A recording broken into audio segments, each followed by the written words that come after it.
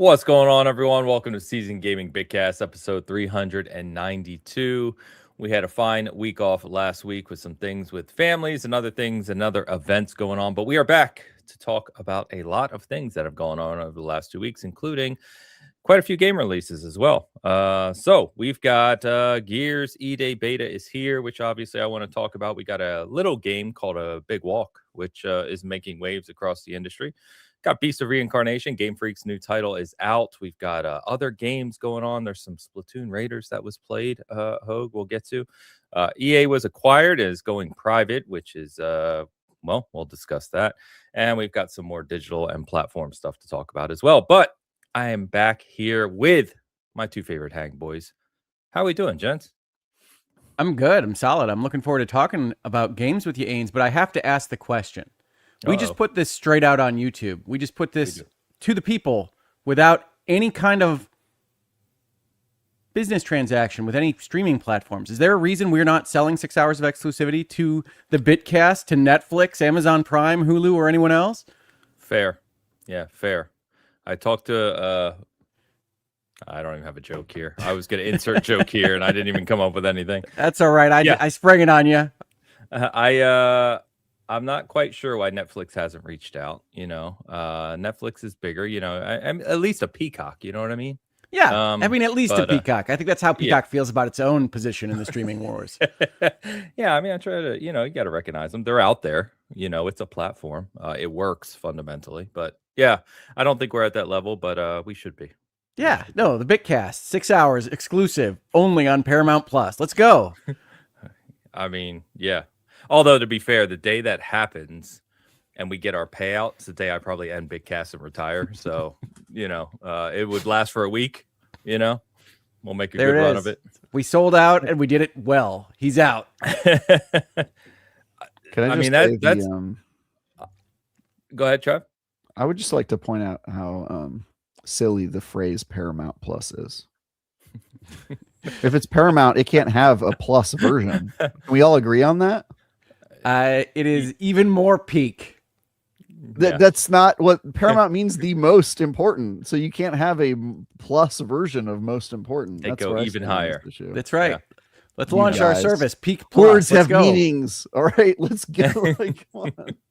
I find more and more as time goes on that words don't have meaning to a lot of people. That's true. It's certainly interesting. But yeah, I don't know about you guys. I know we've talked about working and our different beliefs on working, career, all that stuff. But like, if you were to make it big, right? Let's just say you hit, I don't know, whatever the number is, millions and millions, where you could just retire and disappear or do whatever you want. What would you do? I wouldn't retire. That's for sure. Yeah, no, I agree with Travis there. I have been, especially during my rehab year, I have been in this situation where you just get a few days of not thinking about work. I'm going to say work. It's just going to be shorthand for all the various things that you can do in a productive capacity. And honestly, it feels great when you start. And then it's a very short period of time for me, at least by my wiring, until I start getting antsy for doing something more than just playing Diablo 4 or whatever else I'm doing at that point in time. So if I had no financial constraints or other things to otherwise hit out there in the world, I would definitely be doing more of like the virtual legality style content that I do, because I think there is value in having those conversations with people and ideally cutting off some of the more damaging conversations I see on my social media timeline all the time. Yeah. So like, I would like to be able to do that more. And to some extent, I like practicing law and I like what I do as a living, but that does drain me from being able to be more participatory in that environment right now. Yeah. I'd probably start businesses, either tech or make myself creative director of a game studio and just get to make all the decisions, do something like that. If I had money, that kind of money. Yeah, exactly. I feel like there's varying levels we're talking about here. Yeah. In this industry at this point, you would have to have, FU money to be able to start your own game studio and not really worry that too much about how it goes. But yeah, if I had the means to do it, I would. I mean, you could do it at a small scale. I feel like it wouldn't be that bad. You could start small indie level. I've thought, actually, that's one of the things I've thought about is I'd absolutely mostly disappear and do my own thing. But I think some philanthropy type stuff, probably working with charities and other stuff. But also, to your point, Travis, I think if I had the money, like an indie game studio or something, like supporting a core group of really solid developers would be pretty fun. Yeah. Go run more Blood on Clock Tower games. You could do that. Fun. You can make your own board game. Make your own board game company. That doesn't sound that fun, though. I don't know. I don't know if I could do my own board game company. That's pretty brutal. I think I have told you guys that one of my favorite board game companies is a game company called Restoration that takes old designs that they feel weren't properly managed by the Mattels and Milton Bradleys of the world back in the day, and then brings them up to modern board game standards. The creators of that company, the founders of that company, were essentially disillusioned corporate lawyers that said, we love board games, and we're going to put our kind of analytical thought process and organizational skill towards making more of these games possible. So that's one of my favorite stories in board games. As I have spent more time around the board game world, covering them and playing them and stuff, I've learned how insane that industry is. From creating a board game is so brutal.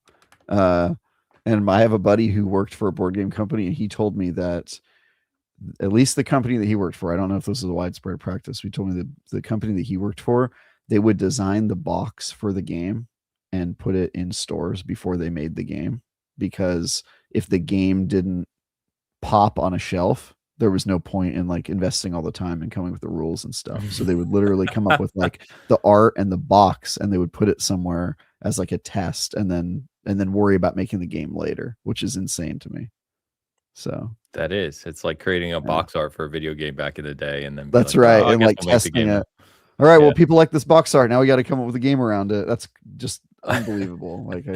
So it is funny. I've often thought that you could do that with how are people reacting to the back cover of a book, and then I'll write the story. Yeah, totally. Yeah. Speaking of box art, quite literally. I know this is a topic that us gaming folk bring up once in a while, but it would be curious to me for the three of us to go off and hunt for a few weeks and come back with what we think is the worst video game box art of all time. It's gonna be that Mega Man, right? Honestly, I think I hate just the guy with the gun over his shoulder looking down. That every box art had for a while, where that is super boring. And with all the blue orange looking down like that. I hate that. There was a entire 10-15 year period where that was just the box art of every freaking game. One of the Mass Effect games has that it would happen during that period, and has him Shepard's like this looking down with a gun over his shoulder, literally. Oh my gosh. Well, anyway, if you have the spare millions, or if you work for Paramount Plus or other streaming platforms and you want to sponsor, we're not limited. Anything. We'll sell out to whoever has the money. Yeah, exactly. It doesn't have to be a streaming platform. Just if you have money, I will still criticize the name of Paramount Plus if you sponsor us. Sorry. Yep. No, that's what they would be buying. They know Travis wouldn't sell out his thoughts. That's true. Just his visage. Yeah. That's right. Visage. Great word. All right, let's we got Tide Picks back, and she messaged me this morning and said that she was honoring Dead as Disco this morning for the three of us. So that's so fun. We're gonna be zombie discos. Yeah, here we go. Hell yeah. Actually, Ains looks like maybe a couple days older than he is right now. Not that dead. You know what I mean? That's just me with a dirty head. Yeah. Also, I've seen Ains dance at my wedding, and he dances just like that. I can confirm. That's true. That's about as groovy as he gets. That's 100% true. The caricature artist at the local amusement park really went off on my my face there. Yeah. Ains, you also look like you're at one of those silent discos where everybody brings their own music on their headphones. You know what I mean? Yeah. I love that there's a big speaker 10 feet from me, but I still have headphones on. You done a silent dance party in your life, Travis? No, sir. No, sir. Hogue, I think I like this one for you. I think you're doing pretty good. I look silly, but I'm okay looking silly. Nice. Yeah. Also, I don't really have a disco floor as much as I have a country club wedding floor, but it's fine. I yeah, it is hardwood. Yeah, that's true. Look at that. Yeah. Maybe your act involves like rollerblades or something.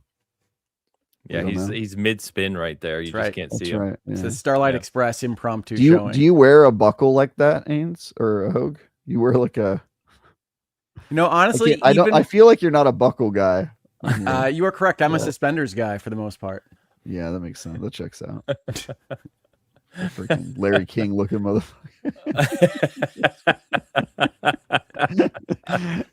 Although to be fair, you look like Larry King in this picture. I know, I get that all the time, dude. I look like Larry King as a young guy.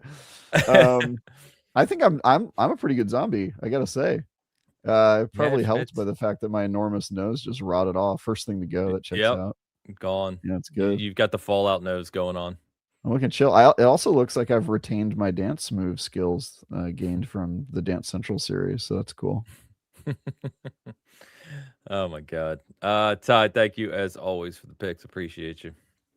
All right, boys. We got some games to talk about. Our good man Travis here did do another review, which you're behind schedule this year, man. I need you to bang out like 15 reviews in the next 4 months, but doing my best, man. But Travis reviewed Beast of Reincarnation, as did Don for SG. They were 1 point apart, but pretty similar sentiments from what I can tell. But Travis, talk to us about this game from Game Freak, who obviously many of us know as the Pokemon developer, trying something different here. Yeah, and good on them for trying something different. I think this is a good attempt at what they were trying to pull off, which I think is kind of taking Sekiro and putting it together with Final Fantasy VII Remake and a little bit of Nier Automata. Like you can kind of see the inspirations. I think mostly the Nier part is like really what they were going for with more action-based combat. But it is kind of like a action game that is inspired a wee bit by the Souls-likes of yesteryear, and then throws in like some time freezing stuff a la Final Fantasy Remake. And then also it's got like a very Nier Automata coded like story and design and all that stuff. The review that I did was a 6 out of 10, which means okay. And you could probably derive from that it doesn't do any of those things as good as its inspirations. So its combat is actually decent, but it unfortunately is one of those games where there's only like 4 enemies and they all have like 2 attacks, and so you just have seen everything that all of the bosses are going to throw at you like pretty early on. So it just gets stale very quickly. They also do that thing where they pit you against the same boss like numerous times, and then later in the game you're going to see the same monster you already fought, and it has the exact same move set and yada yada. And so on that front, it feels quite shallow, despite having a lot of potential with the skill tree and the actual like attacks that you're able to do. It also has the world's longest perfect parry window I've ever seen in a game. So it makes just, even on the hardest difficulty, it's like, okay, well, all of the things you're fighting are either giant bosses that take forever to swing at you, or robots whose moves are telegraphed, and your parry window is like 2 seconds. So you're just perfect parrying everybody and then killing them. And so it kind of takes any of the challenge out of it, even on harder difficulties in New Game Plus and all that.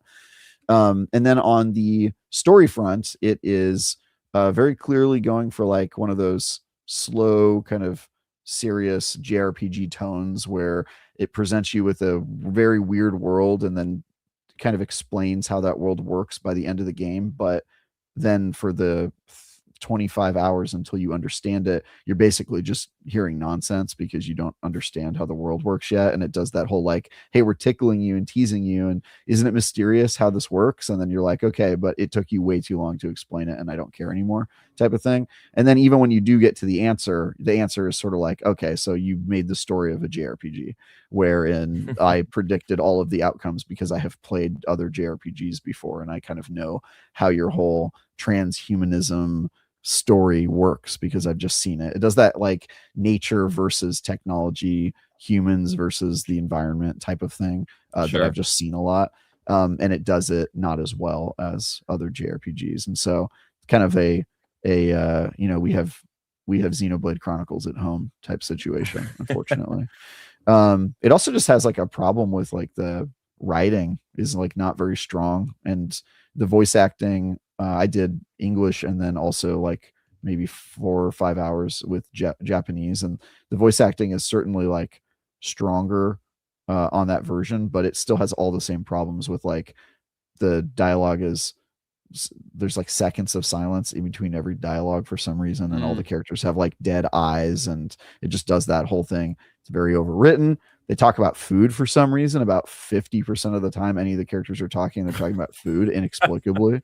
There is nothing I like less than these games feeling like they're wasting my time. So if they the waste your dialogue time does a that, it would lot. annoy the crap out of me. Yeah, the game makes you stop what you're doing and go back to the mech where you have your conversations. It like highly encourages you to do it regularly, and then every time you do, it'll be like little icon, like a character has something important to say, and you'll go there, and it'll just be like this little girl named Kagura who just goes, I made you some curry," and then you're like, "Oh, curry?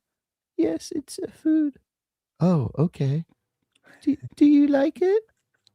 It's good." Can we start a segment where Travis voice acts a random scene he's invented? That's literally just like every conversation's like that, and then you go back out there, and then you just continue where you picked up, and you're like, wow, I'm so glad they wasted 4 minutes of my time to have me talk to a little girl about curry. And it's just Okay, like, but why that's is going to this be the highlight of happening my show here. so often? I hate this. No, I know that feeling. No, thank you for yeah. highlighting it, because that's exactly what I hate out of the kind of. Yep. It just does all the stuff that I am bothered by in this genre, and then the stuff that it nails, it doesn't do well enough. Really, the only thing I can say that like lives up to the hype is your companion Ku is cool, is the most emotive character in the game somehow, the wolf, and also is like just fun to like level them up and gain them new abilities, and then the time freezing attack thing is like cool. Unfortunately, it exists in a world and in a combat sandbox that just is not worth most people's time. So 6 out of 10, it's okay. I hope this game gets a sequel. I think they could do a better job with it. I'm glad Game Freak is trying new shit. I hope that they continue to do that. I hope the fact that this game is just all right doesn't discourage that behavior and send them back to the Pokemons for the rest of their lives. But and they didn't leave the Pokemons. This was just on the side, true. right? That's true, but they might be told to like not branch out anymore. I don't know. Game Freak has a very strange non-Pokemon pedigree. If you've looked at the stuff they've made like random. No two games are alike, really. They just try stuff, which is kind of interesting. But yeah, you could read my review on IGN.com, and you can also hear me talk about it with the Kind of Funny cast. I was at their studio this week on their episode of Games Daily talking about it. So you can do that. Awesome. Yeah, our reviewer gave it a 7. He's a little higher than you, but said similar things: repetitiveness of the combat and the enemies, and you already covered it. So I installed this, but there's so many things to play right now, especially with Mortal Shell 2 around the corner, which is excellent so far. It's like I don't know why I would spend time on this, to be honest with you. So I don't think I'm going to get to it, but hey, I agree with you. At least they tried something different. I was excited about this one, but like we've said when we talk about reviews, it's like what you're saying are exactly the things that annoy me the most out of like kind of the mid-level RPG attempts. Is the stilted storytelling. Well, I like 6s and 7s, but their 6s and 7s can read differently. Yes. Right. So like the things that Travis is highlighting here, like are exactly what would bug me the most. So you're going to save me the money on this one. Yep. Nice. Yep. It is on Game Pass, I saw, if you want to just try it, if you're a Game Pass sub, that is. But yeah, I'm good. So another big release this week, which is seems to be at the opposite end of the spectrum and seems to be beloved by nearly everyone playing it, is Big Walk. The game from, is it House? It's House. The Goose people. House. Yeah, the Untitled Goose. I've been waiting on this one. I think IGN, and I know some of the major sites did previews a little while back, but this one seems to have taken my timeline by storm in terms of kind of co-op shenanigans and laughs and fun. Talk to me. It's cool. So yeah, I previewed this one a while back, but it is a friend slop game where it kind of limits your ability to communicate with people, and then creates a bunch of puzzles where the trick is you have to figure out clever ways to communicate with your friends. And so one of those games that only really works if you're playing by the rules. Of course, if you hop into a Discord chat and just talk, you're going to completely, ruin everything the game's trying to do, but has very clever puzzles. One of the puzzles was, you go to this area in the woods and you find the big head. It's like a big head helmet that goes over your head. And when you put it on, it makes the person wearing it completely blind. And that person is the only person that can go through a gate, and they have to walk across an obstacle course with like tight ropes to walk across and things they have to jump platforming. And they can't see anything. So the other players have to stand on the outside of this room that they're in and like shout instructions to them to get them through the platforming. And so it just comes up with like little clever puzzles like that. And it makes you play all of them while going out into an open world and trying to overcome the obstacles, which are primarily communications obstacles that it presents you. So you can't hear people far away. You have to draw signs or raise your hands to do symbols to tell people stuff, and then just comes up with little puzzles. It is a delightful game. My crew, I'm playing with some of the people at IGN, plus Alex and Rob Frawley have been in there, and we're most of the way through it at this point. I think we were planning on finishing it yesterday, but got distracted by playing Magic the Gathering, and we'll probably be finishing it tonight, or early this week. It's an awesome game. I was impressed with it when I played it for preview, and I immediately thought like this is going to be a sick game. And then having played the full version, like it turned out exactly as good as I was hoping it was. And I think everybody that's playing it at IGN is just really loving it and having a good time. It's one of those games that is only as fun as the friends you bring along to play with it. Sure. But if you've got a good crew, it's just good, memorable times. Also doesn't super overstay its welcome. You can play it in a couple like sessions, and it's kind of best played in like 90-minute little lumps because you're filling up these radio towers, and each of them takes like maybe 90 minutes, 2 hours to get through.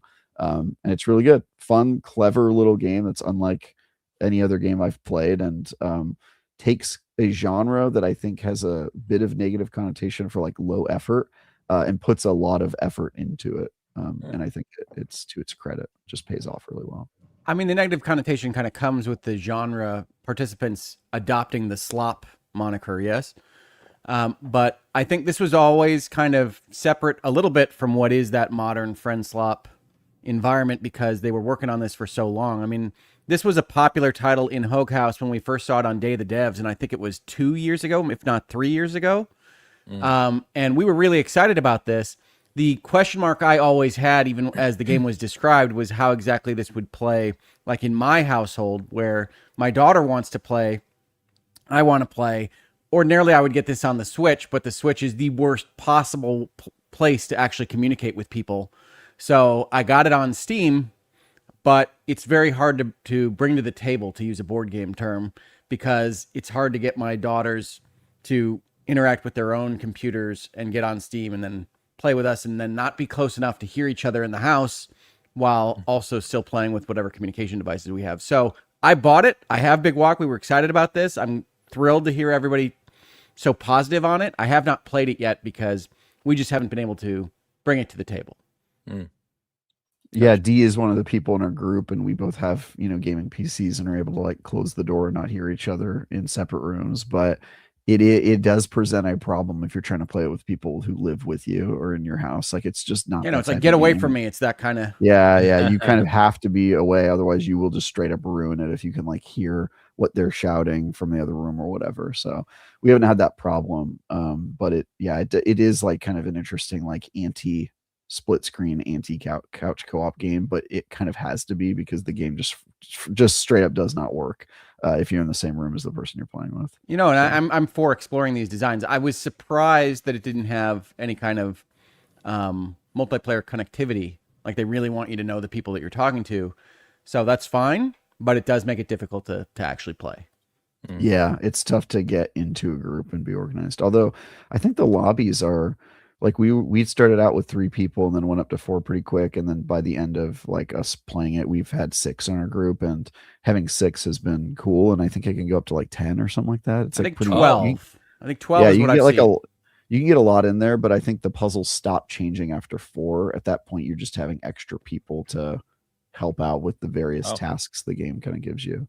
But you know, we turned on a train, and now we can ride a train throughout the map. We unlocked an underground tunnel that we can use to like get to various areas quickly. And yeah, it's everything I've heard sounds interesting great, game. and everybody that describes the puzzles makes it sound like you're at a corporate retreat, which I've always found amusing. So that sounds like fun. It feels like if Myst was a co-op game, required co-op. You know what I mean? That's what it feels like to me. That's funny.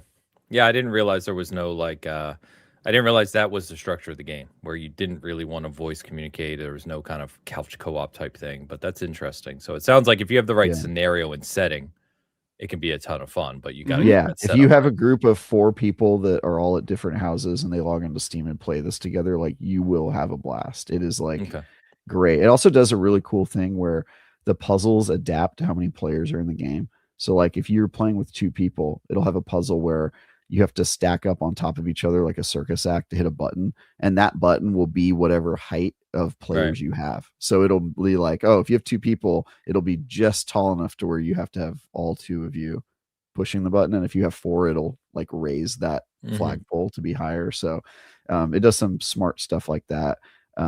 And I'm sure there's other stuff I haven't seen because I've mostly been playing with 4+ people, but like sometimes I'll be in a puzzle and I'll be like, oh, I get how this would work if there were just 2 people here. Like they make the puzzle more difficult and add more barriers to communication if you have fewer people, and it's kind of interesting. So that's cool. That's cool. Well, it seems to be a big success. I saw it's like, I don't know, nearly a 9 on OpenCritic, 90 or whatever. So people critically at least for a reason. Yeah, I had a good feeling about this one.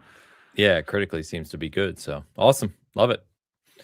I need to talk about Gears E-Day, boys. I don't know if I'm the only one talking about Gears E-Day, but I have some thoughts to share. So I know I've not seen anything. Yeah, certainly I'm not adding anything to Gears E-Day conversation. Yeah, I was gonna say I think this is just a me segment, so I'll try not to belabor. You're the only one here with ED. Nice. So E-Day beta. E-Day beta. So it's got PvP. So it's 2 maps of the PvP versus even ranked is already in here if you want to try the ranked mode, which is more competitive, obviously. But most importantly, I think for the Coalition is also the Horde Siege mode, which is not Horde as you may remember it from Gears, where it's just like co-op fighting Locust. It is much grander than that in scale. It is much more like a kind of Helldivers-ish experience now. So it is, parties of 4, so you can co-op with 4, but the map is massive, at least in the beta, and they said there's a few of these massive maps at launch. So you're basically throughout this whole city. There are 3 teams of 4 on the map, so it's not just you, it's actually 3 teams. And so you'll see like other teams running around on other parts of the map doing stuff. And it's basically like all out war with just locusts coming from all angles of all types. There are side missions you can do where you have to go to various points in the city and collect or do certain things. You have core missions you're supposed to do of like defending your rig, they call it, along with other things. There are dynamic events that pop up, and then you collect currency, and there's all sorts of upgrade systems as well. So there's upgrading your characters because it's a class-based system. So you have like your medic, you have your, your sniper, you have your assault person type cog. And you can update the guns, you can upgrade your guns, you can upgrade your like abilities. So it's far, far deeper than anything we've seen out of a Gears game before, especially for the PvE component. And I'll be honest with you, you guys know me. I'm very much a competitive gamer. I'm not a big PvE guy, like fighting bots. This surprised me in a very positive way. I played it more yesterday. I'm going to play some more this afternoon. But I found myself really having a good time here. And I think if you had a group of 4 or, even a friend or 2 to be in the same squad together, it is a blast. It's much deeper and kind of more dynamic than I expected. And there's still a challenge too, because even on the normal difficulty, the locusts are pretty strong and they throw just all sorts of enemies your way. So there's, obviously you have to be careful of reviving and wiping. And eventually, if you go through and do your missions and collect the stuff, you have to reach the King Raven, the helicopter. and you extract out basically, and you get your XP and your upgrades, and then your classes upgrade. You can upgrade your weapons, and so it very much seems like a mode that they want to have that kind of Helldivers ish offering within the Gears universe.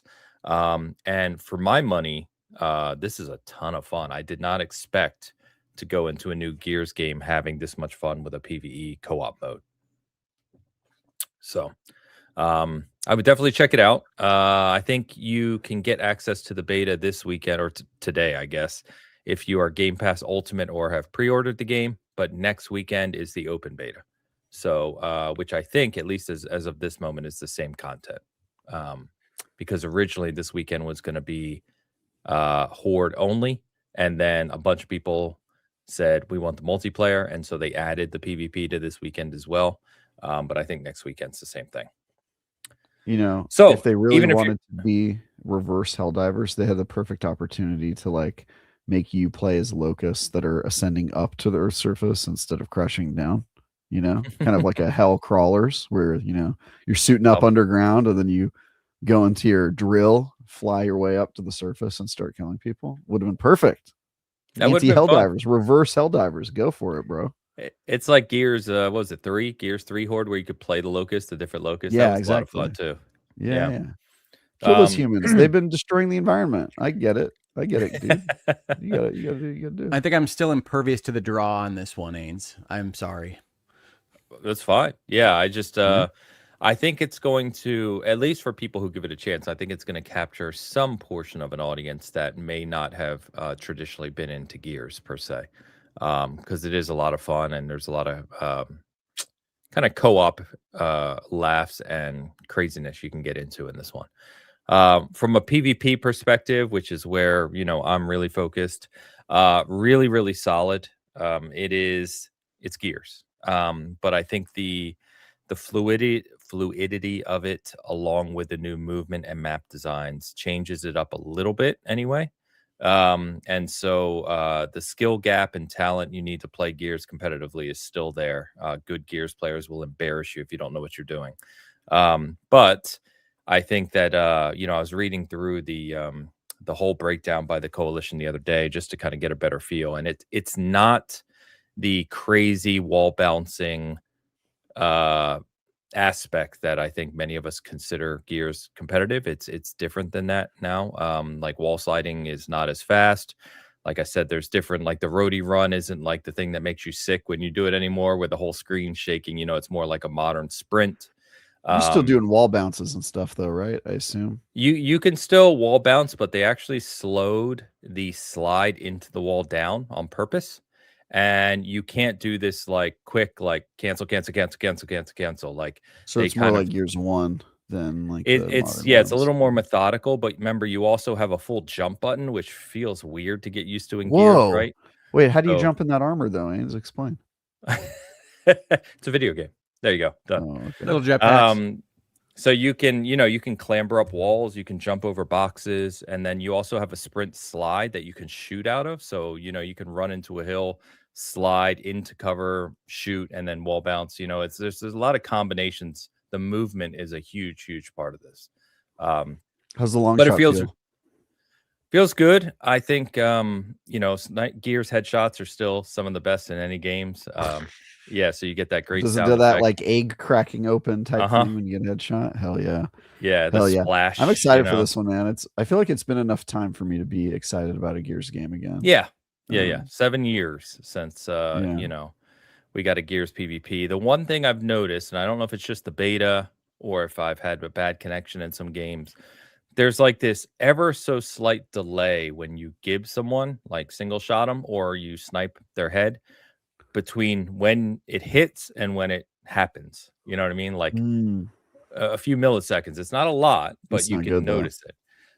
So I don't know if that's just the beta or what, but it looks and feels great. I really enjoy it. I'm anxious to play more of it. I'll be playing more today.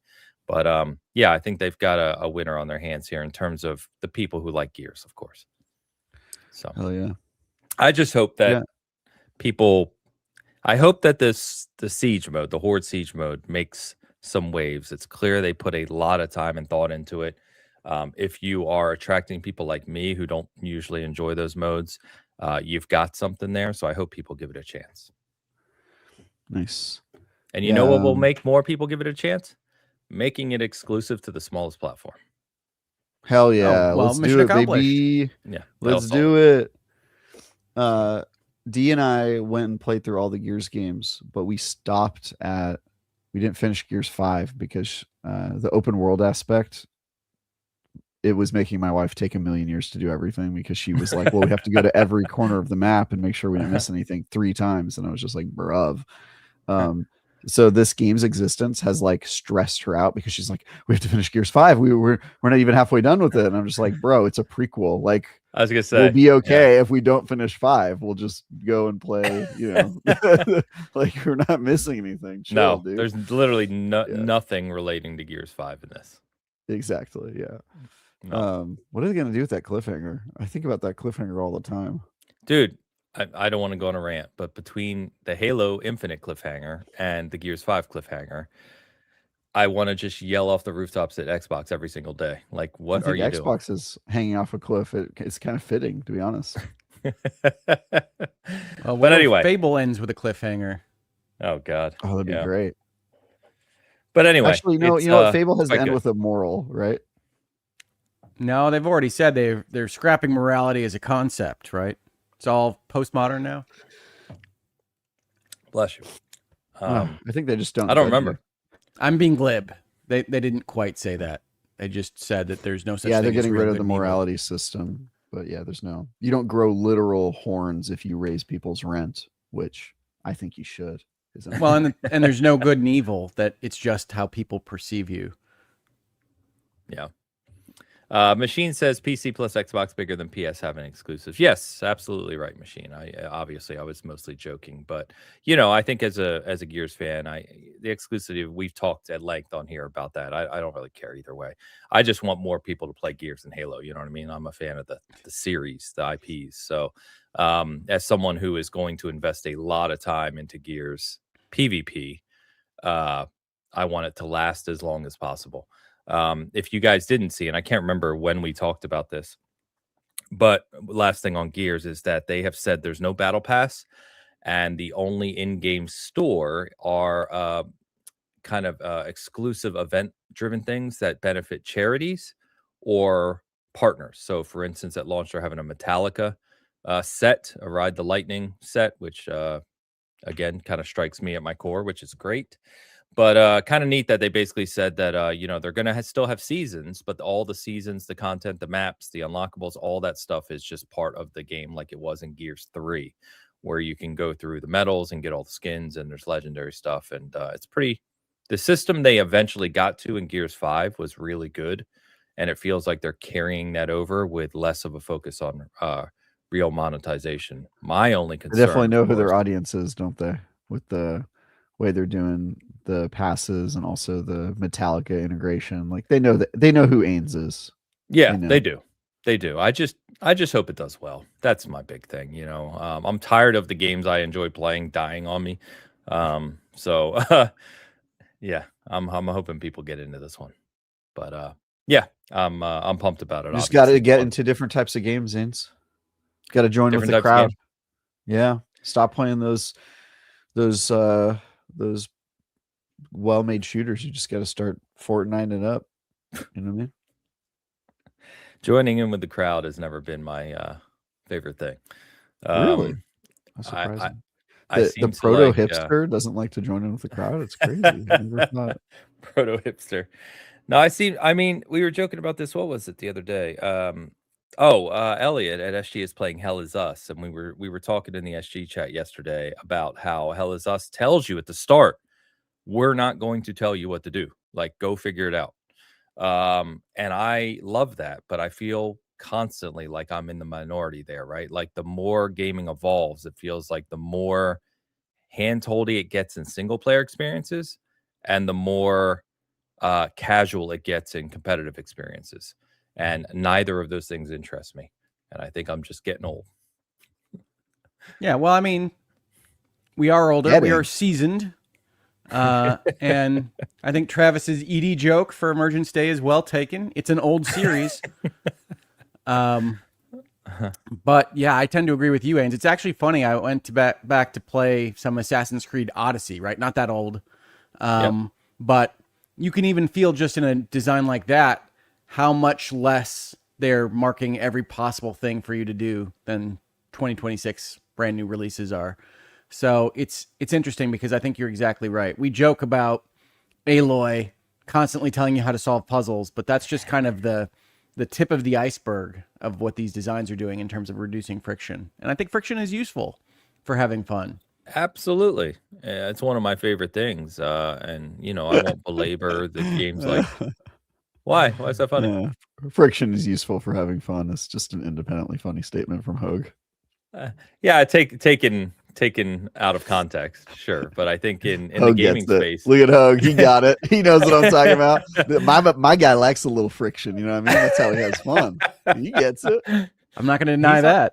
He's on the penis jokes. Yeah, look at that, dude. Hogue's one of the boys, dude. This guy fucks. All right. My daughters do watch this show, Travis. Oh, hey, what's up? What's up, little Hoaglings? Let's chill. Oh my god, I don't even know how to segue off of that one. What else we got? Yeah, well, I did want to mention that I've been playing Tokon. I don't know if anybody else has been playing Tokon. I have not. No. I understand that talking about it quite a bit during. I understand that it's been having a difficult PC launch, but I played it on my PlayStation 5. And it is excellent there.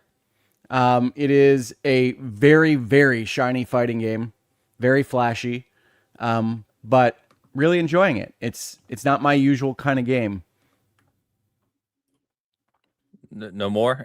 Were you a fan of like Marvel vs. Capcom 2 and those classics like in that vein? Yeah, like way back. Like I didn't get into MVC 3 very much. I don't tend to love like fighting games just as fighting games. I don't like learning them like the real kind of hardcore fighting game fans do. So I do kind of skew casual here. I like shiny lights and being able to do things with mere button presses and not 16 stage combos. And this is definitely designed around kind of more of the Super Smash Brothers mentality of all of the characters are going to have kind of similar constraints and they're going to have similar kind of simple moves to do their things, but then they're going to differentiate around what it is that they actually do in a really cool way. I'm positive I haven't learned all the nuances of it yet because it's just massive when you have 4-person teams on your side that you can construct however you want. But it is really flashy. I like the Marvel characters. I like what they've done with them. I think it looks really good. And yeah, the story's kind of stupid, but in the old fighting game story kind of stupid way. There's a bad guy. He's threatening the Earth. Go take him down. Yeah, it's about right. Talk him down. Take him down. Not talk him down. Tokon. Tokon down. I don't know what Tokon means. They've not elaborated on that for me, but Travis is going to look it up. Get him. Yep, let's do it. What? I mean, Tokon. Yeah, the subtitle after it is Fighting Souls, so it probably just means Fighting Souls, would be my guess, but who knows? Well, it's coming out soon, right? Like it's only a few weeks away, I believe. It's out. Release. Oh, it's out. I thought it was just the beta you were talking about. No, I'm not in the beta. No, I don't. I don't play betas. Okay. No, I bought the game. Oh shit! Well, I'm behind times here. Yeah, you were pretty much right, Hogue. Apparently, it's Battle Spirit or Fighting Souls.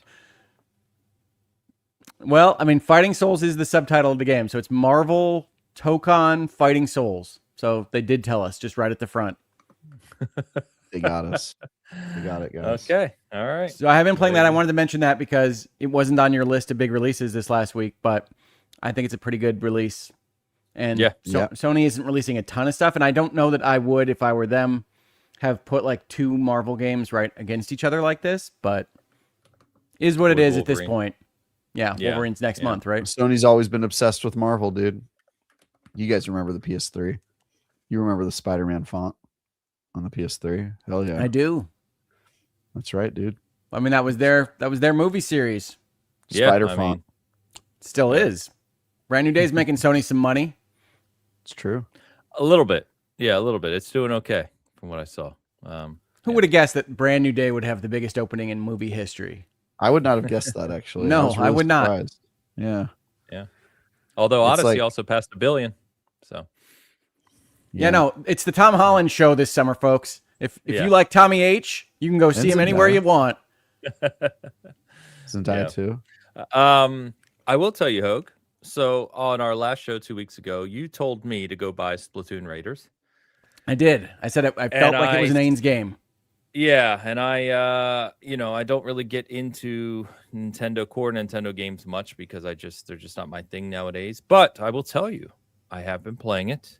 I have, I don't know, maybe 5 hours, 6 hours, something like that, which is already a lot for me in this type of game. But I'm enjoying it more than I thought I would. So good recommendation.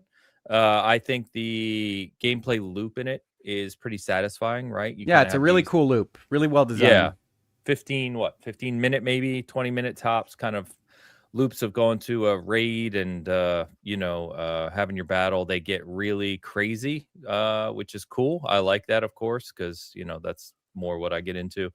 I've been experimenting with the different weapons and gadgets. It plays really well. It's super smooth.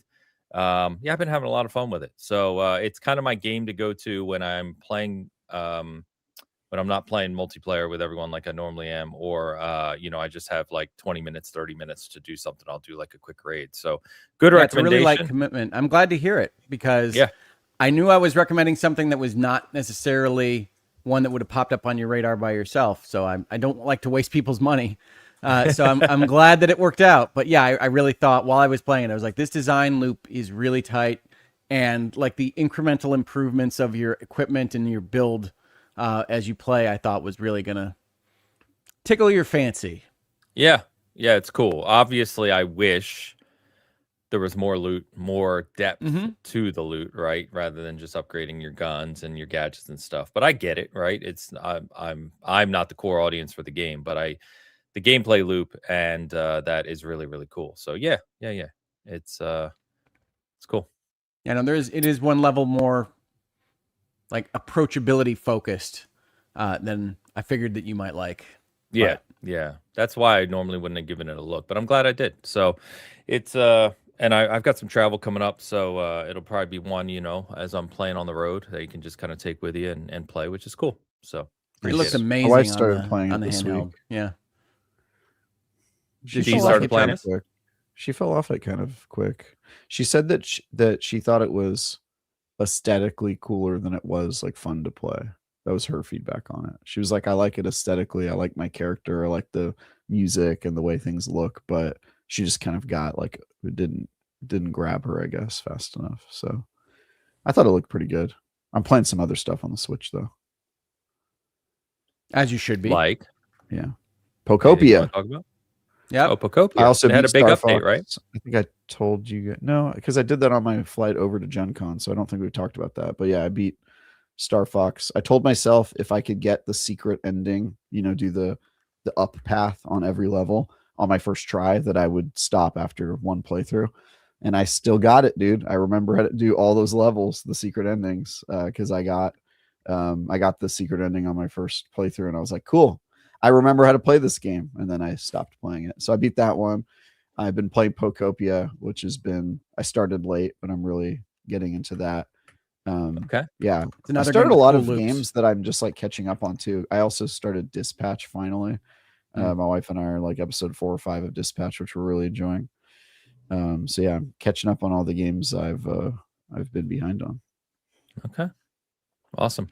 Yeah, I saw. You go, Ains. Sorry, I was just going to say I saw Pokopia on my timeline this week because it got a big update. So it seems like for the people who enjoy that type of game, it seems to be really, really popular, which is cool. Pokopia is awesome. It is Dragon Quest Builders by way of like Pal World in terms of the implementation of Pokemon within the world. It's really, really cool. It's got a good loop, much like we were just talking about with Splatoon. Yeah. But I got to be honest with you. My beach setting was not set up to be ready for the DLC. So I got a ways to go to get into that DLC. But it's a good game, and I like it. Now, in Switchland, another game released that is probably going to suck away most of my time for a long time now, and that is Final Fantasy XIV has made its debut on the Switch 2, and it's a black magic box, the Switch 2 is. It is running Final Fantasy XIV better than it has any right to. I am loving it. I pop into this game like once every 4 years. I was looking at my Square Enix account, and it tells you when you last logged in, and there are like 4-year gaps when I play it for big chunks and then I drop off. So we're going to have one of those again right now, but because it's on my Switch, my favorite system in my house, it's more likely to stick, I think, right now, and I still love that game design. One of these days, I'm going to beat A Realm Reborn, and I'm going to see all these expansions that I bought for years and years and years, but not yet. We'll see. It's a big old game. Hilarious. You haven't even got past Realm Reborn. I've never beaten A Realm Reborn, despite entering it maybe a dozen times at this point. The 60-hour tutorial to get to the good part of the game. People tell me. I also checked that out. I wasn't as impressed. I guess like I kind of expect the Switch 2 should be able to run Final Fantasy 14 because it is a 13-year-old game, and I'm like, well, yeah, like I hope that the portable technology of today can run the game I was playing on the 360 or PS3. PS3, I think was one. It was on the PS3. I think it's a PS4 it launches on. No. I'm pretty sure. Somebody fact check me. I'm pretty sure it released. The original 14 was 2010, before when it got all the criticism, and that was on. But we're not talking about that one. Yeah, I know you're talking about Realm Reborn, which released in 2013. So that's right as the four. That's right as 4 launches, PS3 right? Version got discontinued, but it was running on the PS3 for some time. I'm pretty sure. Yeah, 2013 December, blah blah blah. Yeah, no, I think you're right. PS3. Well, I just found a notice of end of service for the PlayStation 3. So yeah, there you go. Yep. So I think they stopped running it on the PS3 eventually, but like that's the Switch 2 should be able to run that game. Is my take on it? Like, and it can, it can run it. That's good. But you take a freaking full sized MMO and you put it on a little portable that you play around your house or wherever you're going, and it's crazy to me. You got a little world. It is crazy. It's insane. It also just continues to make you wonder why World of Warcraft was not more utilized by Microsoft on their portable devices or even on console. I guess because it just doesn't have the infrastructure for controller support. Yeah, I mean, that is one thing that Final Fantasy XIV really solved. Final Fantasy XIV has always had controller support. Yeah, so they've talked about WoW coming to console for how many years now? Like it's been a rumor, you know what I mean? But we've never seen. Add it to the cliffhangers. I'm not sure Microsoft has what we would call a strategy with some of this stuff. With anything. So I do love Final Fantasy XIV. I did want to mention it. I'll try not to update y'all on my Final Fantasy XIV adventures every week, but this does happen to me every couple of years where I go in, I remember how much I enjoy the game, and then I drop off somewhere like 75% through A Realm Reborn. So we're going to try not to do that this time. We're going to try not to do this time, because again, I do have an Elden Ring appointment at the end of this month, so we'll see. I was just going to say that Elden Ring is coming. I was looking up the release date literally as you typed that. Mm-hmm. August 28th, is that right? Yep, that sounds right. End of the month. And I'm going to get into that. It's $80? Yeah, full price. Why not? It's because they put in comes with the expansion. Erdtree. It's the complete edition, yeah. Erdtree. Yeah, but still, come on. It's still years old. Not on the Switch, it's not. If you're a Switch player, this is a brand new game.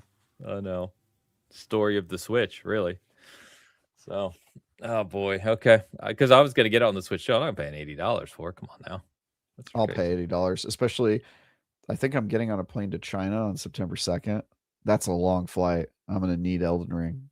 Yeah, I don't blame you for that. That's a good pickup for that one. Yeah. Yeah, I can't play Final Fantasy 14 on my plane flights. You cannot. You have Elden Ring, and you have made a promise that is now immortalized as a short on the Season Gaming channel. Wow. That you're going deep on Elden I only have to get past Godric, right? I have to just use level 2? No. Level 2. No. You said on that episode that you were past the castle and you were going to get beyond the swamp. So you told us. Yep, and that you were going to go deep. And we said that even if you got all the way through Liurnia of the Lakes, the second main region, level 2, you're still only about 15% through the game. So depends how you define deep. We may need to lawyer you on this one. But I don't think 15% is deep. Well, I think anything past where I got before is deeper than I was, so it's all good for me. Oh, you see the change in goalposts here, Travis. We went No, from I think deep he's to just deeper he's than I handling was. expectation setting. He's doing what you're supposed to do if you're a Yeah, good sales but rep. what You I'm know? hearing is just the tip, not deep. No, I Look, think he's saying this enough is of all I've this. got, and at least it's deeper than I hit last time, right? Like I get it. It's like good for you, man. Like, look, he's doing his This can't be best. This is all this I've can't got. be the ongoing tone of the Bitcast, gentlemen. Why not? I love this new leaf we're turning over. It's great. Young Hogue is making a full kind of character development debut. It's great. Yeah, that's good. No, I intend to play Elden Ring further than I got before. I intend to make you guys happy with how far I get. But yes, Final Okay. Fantasy 14 taking my time right now. And also in the MMO space, Xenoblade Chronicles 2 got its Switch 2 glow up. And it is gorgeous. And it is a very similar kind of MMO structure to the Final Fantasy 14s of the world. So I've been enjoying that at the same time.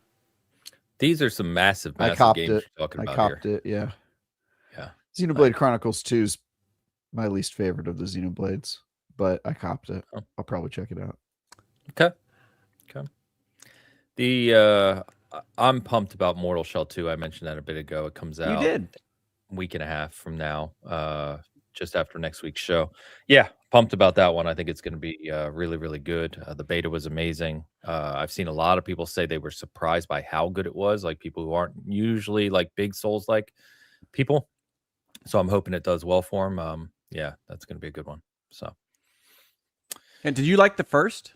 I didn't remember. Yeah, I reviewed the first one. I reviewed it via stream back when I used to do that more. So because it's been several years now. But yeah, it was a good game. It had some good concepts. It was lacking in some areas, right? It lacked a little bit of depth. It lacked a little bit of the exploration. It was clearly a freshman attempt, you know what I mean? But a good one. And I think that this is going to be a kind of sophomore show out, if you will. They're gonna, this looks to really, really kind of expand upon Sorry, that. which game is this? Mortal Shell 2. Oh yeah. I played the demo. It's pretty tight. Yeah, it's awesome. So I'm pumped about this. Yeah, actually, Mortal Shell 1 kind of reminds me the same way I feel Beast of Reincarnation. You're like, there's a good game in here somewhere. They just didn't. It's here. All the pieces didn't really come together. And I feel like Mortal Shell 2 could be it. It could be the Borderlands 2 to their Borderlands 1. I'm hoping. That's what I'm always hoping for. Anytime I play a game that like has an interesting idea but doesn't really come together, I'm like, they should do a sequel. Because I love when the sequel gets to that, like there's some games that like are very great showcasings of like if you just get to the second try, you can really crush it. Yeah. I wasn't even a huge fan at the time, but the example I always hear from friends on this is Assassin's Creed 2. Yep, absolutely. Yeah. So I would say that's a good one. Yeah, Borderlands. Although is a good honestly, one as well. if you play Assassin's Creed 2 today, you're like, man, I mean, this game has not aged well. It's like That's a lot fair. of like really outdated like collectathon stuff. That's kind of irritating. Collectathon in a Ubisoft game? Yeah. It's crazy. Dude, grabbing those flags is the most annoying thing in any game. That those flags in Assassin's Creed 2 are brutal. I think I got every achievement in Assassin's Creed 2 except for the flag thing because I was like, I refuse. I'm not doing this. I'm just not going to do it. Yeah, fair enough. All right, boys. Well, let's we got one super chat to get to. Luckily, Shepard is back. Despite EA going private, I guess he's here. Maybe it's why The he's here. real Commander Shepard. Honestly, he's looking great. I love the goatee, dude. You're looking good. Cleaning up nice. €5 super chat. My name is Commander Shepard, and this is my favorite podcast on the Citadel. I'm glad we have that level of reach. That's Yeah, right. yeah. That's pretty good. I believe we've gotten this one before, so good to see that the Citadel is still playing us and keeping us in rotation. Yeah. Maybe we'll be sponsored by the Citadel. There you go. I don't know what kind of streaming service the Citadel has, but absolutely. Yeah. I mean, it's got to be decent. Too bad we don't have any way to spend galactic credits. Yeah. But thank you as always, our globe man and whoever mystery person you are that sends us these. I appreciate you. All right, let's jump over, boys. So speaking of that, we'll segue right to EA. So big news Hang on, you story, and think I I figured. used all my Hogue notes already? Oh, This is sorry, I thought crazy. you stopped talking. I thought you were done. Go, Oh go, no, I go. was just trying to jump in with some of the more big releases that I actually All have right, played hit this me with week. some But no, notes. I have some random notes to share with you. The first is a kind of life sim farming type game that I've been playing on my Switch, but I think it's available in a lot of places. That surprised the crap out of me, called Kinseed, which is basically a really complicated version of this genre that emulates kind of the buy whatever shop you want, marry whoever you want kind of mantra of the Fables of the world within the pixel farming game kind of concept. And if that at all sounds interesting to you, I do recommend it. It's really cool how complex they've made this kind of otherwise simple game, and it's got just gorgeous music, really interesting pixel art. And I wanted to tell people about it because it popped up on my list this week. Bought it, and it's been really impressive. So that's Kinseed with a Y, Kyn seed. You talking about this one? I'm talking about that one. Oh, you're just popping up box Yeah, art we now. got to do Yep. the box art, man. I got to do it. So All there you right. go. That's That Kinseed. So can we talk yeah, about how angry that dog looks? it doesn't want you looking at it. Look away. Look away from the dog. All right, there you go. But yeah, it's really, really cool. Highly recommended. Very, like I said, complicated, very depthful.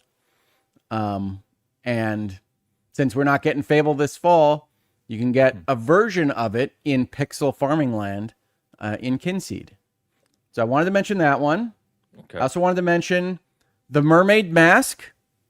If you're familiar with the Grimoire detective games, which existed before, I think most prominently in a game called Tangle Tower, this is the follow-up successor to that game, and it is absolutely excellent. It features quirky characters and mysteries that compound upon each other, interrogations, fully voice acted, interesting environments, supernatural flair. We absolutely loved it in my house. So Mermaid Mask, the Mermaid Mask, I think, is a must-have if you like kind of weird, quirky indie mystery games. I Put it on the saw, pile. yeah, I saw someone on my timeline had reviewed this, and I forget what they gave it now, but I know they were pretty high on it. So It that's is good to hear. great. Really Okay. high What? production value.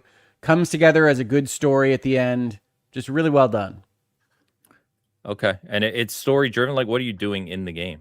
So the way that these games work is that you're presented as Detective Grimoire. So you are just seeing the scenes in front of you. Your partner, Sally, may or may not be in the scene. And then you click on things that look of interest. You collect clues that you can ask people about. And then they will also have puzzles, primarily with locks and boxes to open and things like that, that will let you get to clues as well. So you collect those things from the scenes. Then you have like 8 possible suspects for things that are going on, and you can ask them about any of your clues. You can ask them about the other suspects. They'll all have kind of voiced interactions with you, and then at some point you'll get enough information where you can have a more in-depth conversation with them about suspicions you have about something related to that person, and then it kind of advances in ways that are unexpected. So Okay. I don't want to go too much further into it than that, but suffice to say, you're on a whimsical fantasy submarine with whimsical fantasy characters that may or may not be werewolves or have their souls trapped and things like that. And you're having amusing kind of old LucasArts, Monkey Island type comedy interactions with all these characters. And it's really well voice acted. It's really well done. It's just artistically very pleasing. And honestly, I can't recommend it more if you like mystery games. You like the Ace Attorneys of the world, that kind of thing. You're gonna get your money's worth out of them. Okay. So that's this one, correct? Yep, that's the Mermaid Mask. And if you want, or if you want to get maybe on sale, the earlier version, Tangle Tower, is slightly less aesthetically pleasing. They don't have like 3D versions of the clues like they do in the Mermaid Mask. But it's also the very similar kind of game. Okay. Cool. Cool. So I wanted to call that one out. On the PC side of things, I've had a number of games come out in the past couple of weeks that I've enjoyed, but the one I wanted to call out the most is a game called Iron Nest, where you are essentially in a fantasy kind of World War II by way of giant anime robots, mechanized turret thing, and you run around and you get orders from command, and you set your artillery to fire on bearings at specific heights, and you have to do the math to figure out by your spotters exactly where you're going to aim these giant shells. But if you like kind of the concept of taking out the protractor and writing the lines on the map to figure out where you should be firing, and then working through all the computer systems in your giant automated turret to figure out where you're going to spin the wheels to fire your shell, it's a very good game. That one's called Iron Nest. Yeah, it's all doing math and drawing lines, but it's super cool. Yeah. I did this one during Steam Next Fest. It was one of the games we covered. Oh, okay. Cool. That's it. I could go on, but that's enough for me for right now. Fair enough. Always trying to always appreciate the, I'll say, randomness of the games you bring up. I like games. Like demo culture. Yeah. Yeah. It's good though. I mean, we talk about it all the time. There's just too many games to keep up with. So it's good to see. They really are. Cool. Well, let's jump over to a couple bigger topics. So EA, a company that has been around a very long time, that we grew up with in various capacities, admit it or not, not everyone's favorite company, but has delivered some of our favorite games of all time, from the Mass Effects to the Titanfalls to obviously all the major sports titles we've known over the years. So this was a deal that had been in the works for some time, it seems. And if you're not aware, EA was finalized going private this week or past week for $55 billion by a group of, different companies. But basically, EA is now private, pulled off a NASDAQ, and owned by, what is it? The Saudi Investment Fund. Yep, Infinity it's the Partners. Saudis. It's some private equity. Yeah, private equity. And so really, don't know what to say about this one other than this is one of the biggest, kind of third parties in the gaming industry. Obviously, as I said, been around a very long time. Excuse me. And it just, I don't know if it's the word you want to use is concerning or what, but in addition to the deal, some reports came out that as part of the deal, EA leadership or executives agreed to reduce operational costs by about $700 million, which, as Schreier and some other people have reported, means that you're going to start to see layoffs here and some cleaning up or reorganization, whatever word they're going to use. So I don't know what you guys think about this. I think doesn't really surprise me, but it's just one of those additional things in the gaming industry that just disappoints me, is probably the word I'll use. Well, I have a couple minds on this, right? Because a lot of my commenters and people that otherwise criticize my takes on the gaming industry talk about how much they dislike the artistic creation process being so motivated by trying to make profits for shareholders. Going private in this way doesn't take out shareholders entirely from the equation, but it does change some of the mathematics behind who you have to please as running a big company like this. So if you don't like public corporations going and having to maximize shareholder money, this is at least a slight escape valve for that. It's the Saudi Arabian investment fund and the various private equity firms are still going to look to extract their dollars. That is going to happen. But it's not the same kind of thing as just having your shares publicly owned. So this is a move away from that. I can't really be too upset about that. As a fan of corporate transactions, just leave that out there for a second. It's pretty cool to see the biggest leverage buyout in history. A fan of corporate transactions. Hey, you know what? I decided to make my livelihood corporate transaction lawyer. I just took lethal psychic damage. So no, I'm just trying to be honest here. It's like the world's biggest leverage buyout is cool. The fact that it happens in an industry I'm interested in is even cooler. So yeah, your bar for what is cool is unbelievable. Truly, that's one of the best. Cool. I think that's one of your best jokes in a while. That really caught me. Yeah, I'll be honest. I do agree that, like, the whole, hey, you're complaining about shareholders. This is an example of a company going private, is like an interesting It's something that I take to heart. I'll tell you this: most of my friends who are like serious reporters are like bracing for stories of EA Studios being forced to like remove content from their games, like Saudi investment fund. Are they going to allow the number of queer characters that are typically in like a BioWare game in future titles, stuff like that? And so I think that's the main concern that I'm hearing, at least from people that are like reporters talking to game developers and like what their concerns are right now. So that's what type of freedom they have creatively. exactly. Yeah. That is the big concern, is right. It's like, how much are they going to put their thumb on the scale? I kind of don't think it's that type of purchase. I think the Saudis are just trying to divest from oil, and it's like a futures thing. I get why they're doing it, but it is something you have to think about when there's these, especially regimes that have like governmental opinions that are, how does that affect the creative process? It's an interesting I think issue. there's all those concerns. I think Hoag's right. Many of the people who follow the industry have bitched about EA for years now, and kind of that corporate structure and everything they've done for their market, right, wrong, indifferent, whatever. So it is a change and break from that. But I think you're also right, Travis, the concerns around, okay, but what does this actually mean for their IPs, their game development? It's TBD, right? We don't really know, but I think it's perfectly valid to have concerns, given what we've seen in various parts of the industry in this type of space.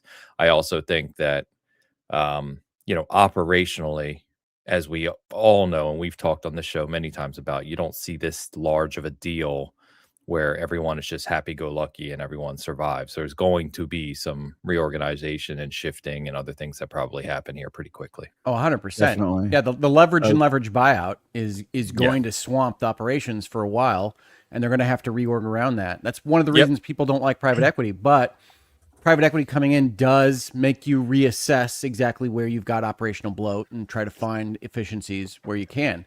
Nobody much cares for that process, and I don't blame them for that, but that's what's going to happen here. And yeah, EA is weighed down with a ton of debt now, and they're going to have to go find air somewhere.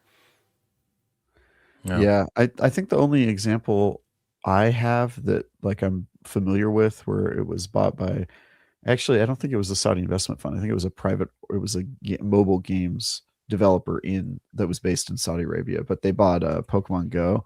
And all I know from that deal is that Pokemon Go like immediately became worse. Like they added a ton of microtransactions and like passes and like a bunch of ways for you to spend money, which I think the game was under monetized when it was owned by Niantic, but it has definitely gotten like a lot more like obviously kind of profit driven since that time. So yeah, Scopely and I mean was the name of the company, I think. Oh, yeah. Well, the other weird thing when you think about EA specifically too, if you're familiar with Football Club or what used to be FIFA, right?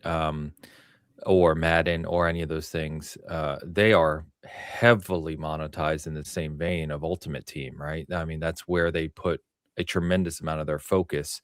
And when you look at the report, the actual press release on this acquisition, and it's like, here's the games they have in flight. There's Star Wars, not Bad Company. What's the company? Yeah, what's the name of the strategy one? Zero Company. Thank you. Zero Company. Thank you.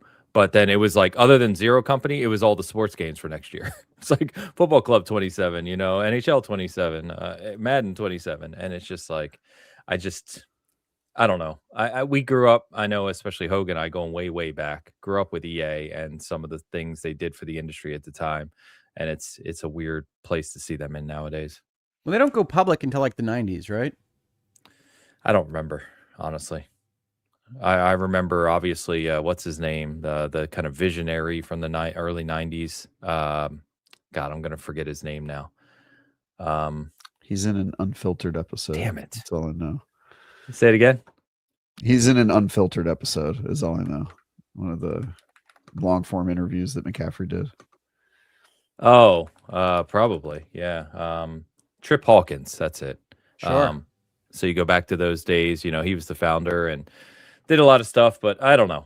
This one's weird to me. We'll see what happens. Obviously, we're just speculating at this point in time of what's going to happen, but I don't the think people it's who say gonna something's be. going to happen are not wrong. Like, you don't do this and not have major reorganizational. Of course. Yeah, there's going to be layoffs. I think they'll focus on the core stuff. I mean, wasn't EA talking about doing this themselves anyway a while ago? Maybe that was to like position themselves for the buyout, but like they were talking about getting rid of, basically stop taking chances and focusing on like the core stuff that they know is going to sell well, like their sports games. Did they? I can't remember if This was, they did that or like they were I doing. feel like this was a moves where conversation we had like a year ago where we did, they were but it talking was. about I don't this, know and if they announced it or if they were just doing stuff that indicated they were setting themselves up for acquisition. I think it was the latter. I think they were positioning themselves like getting ready to get bought. Yeah. Yeah, they had like a strategic plan they issued where we said, that's definitely cleaning up the Ubisoft books. same way, right? Like Ubisoft's done similar lately. Which is, I guess, the other topic, and we don't have to go deep on this, guys, because we talk about this stuff a lot. But when you look across the industry, and we talk about this often, like I said, is like think of all the major acquisitions we've seen in the past even just 5 years. Everything from Embracer and all the various things they picked up. Obviously, we talked about ABK and then got rid Xbox of extensively. Electronic Arts now, you talk about Ubisoft obviously restructuring and financial struggles, Bungie being acquired by PlayStation, all these things. And I just look across all of them. I'm like, did any of these really do extremely well? It just looks like a minefield. Well, I mean, and that goes back even further, right? Like you had Microsoft and their history of gutting the ensembles of the world. Yep. And yeah, I think there is in creative pursuits a lot of bloodletting for these acquisitions and transactions. So I understand why people react negatively to them. And video games are not unique there. You saw this for decades with movie studios. If you think back to any of your favorite movies and you look at the bottom of the first title card and you see, oh, it's a Time Warner company now. Oh, it's owned by this gas company over there. Like they're just, people were trying to find money in creative pursuits and it wasn't working out super well. That's why they changed so much. Video gaming is just coming of age in the same way that movies did on that score. Yes. And there's a lot of bloodletting happening right now because game studios didn't have the financial discipline or otherwise to kind of make sure that they avoided some of the bloat that we are seeing. And so, yes, that's going to be unfortunate for a number of human beings with real jobs that are going to be affected by this stuff. But I think gaming is going to, the corporate speak for this is right size, but get to a place where it can actually justify the cost it spends to make the money that it does in its sales. Is that going to be an industry that we like looking at in 10 years? I don't know. I suspect it'll be okay in the long run, but I understand people that get kind of frustrated about all this. Yeah. Yeah. Well said. Well said. Well, that's that. So I think we'll transition to some news coming out of the Xbox side. So we were just talking about acquisitions and other things happening, and obviously the Xbox fallout we already covered with their reset. Yes, Xbox stewards of gaming. Which, by the way, I think we said before we were pretty spot on with what we saw coming, reading between the lines ahead of what happened in that reset. But some news this week. So some things leaked out of The Verge and Tom Warren and a few others getting internal memos from Xbox. And so, I mean, you could look at this positively, I guess, from a functionality standpoint. So you've got 360 games becoming backwards compatible on PC, or playable, I guess is the better word, on PC.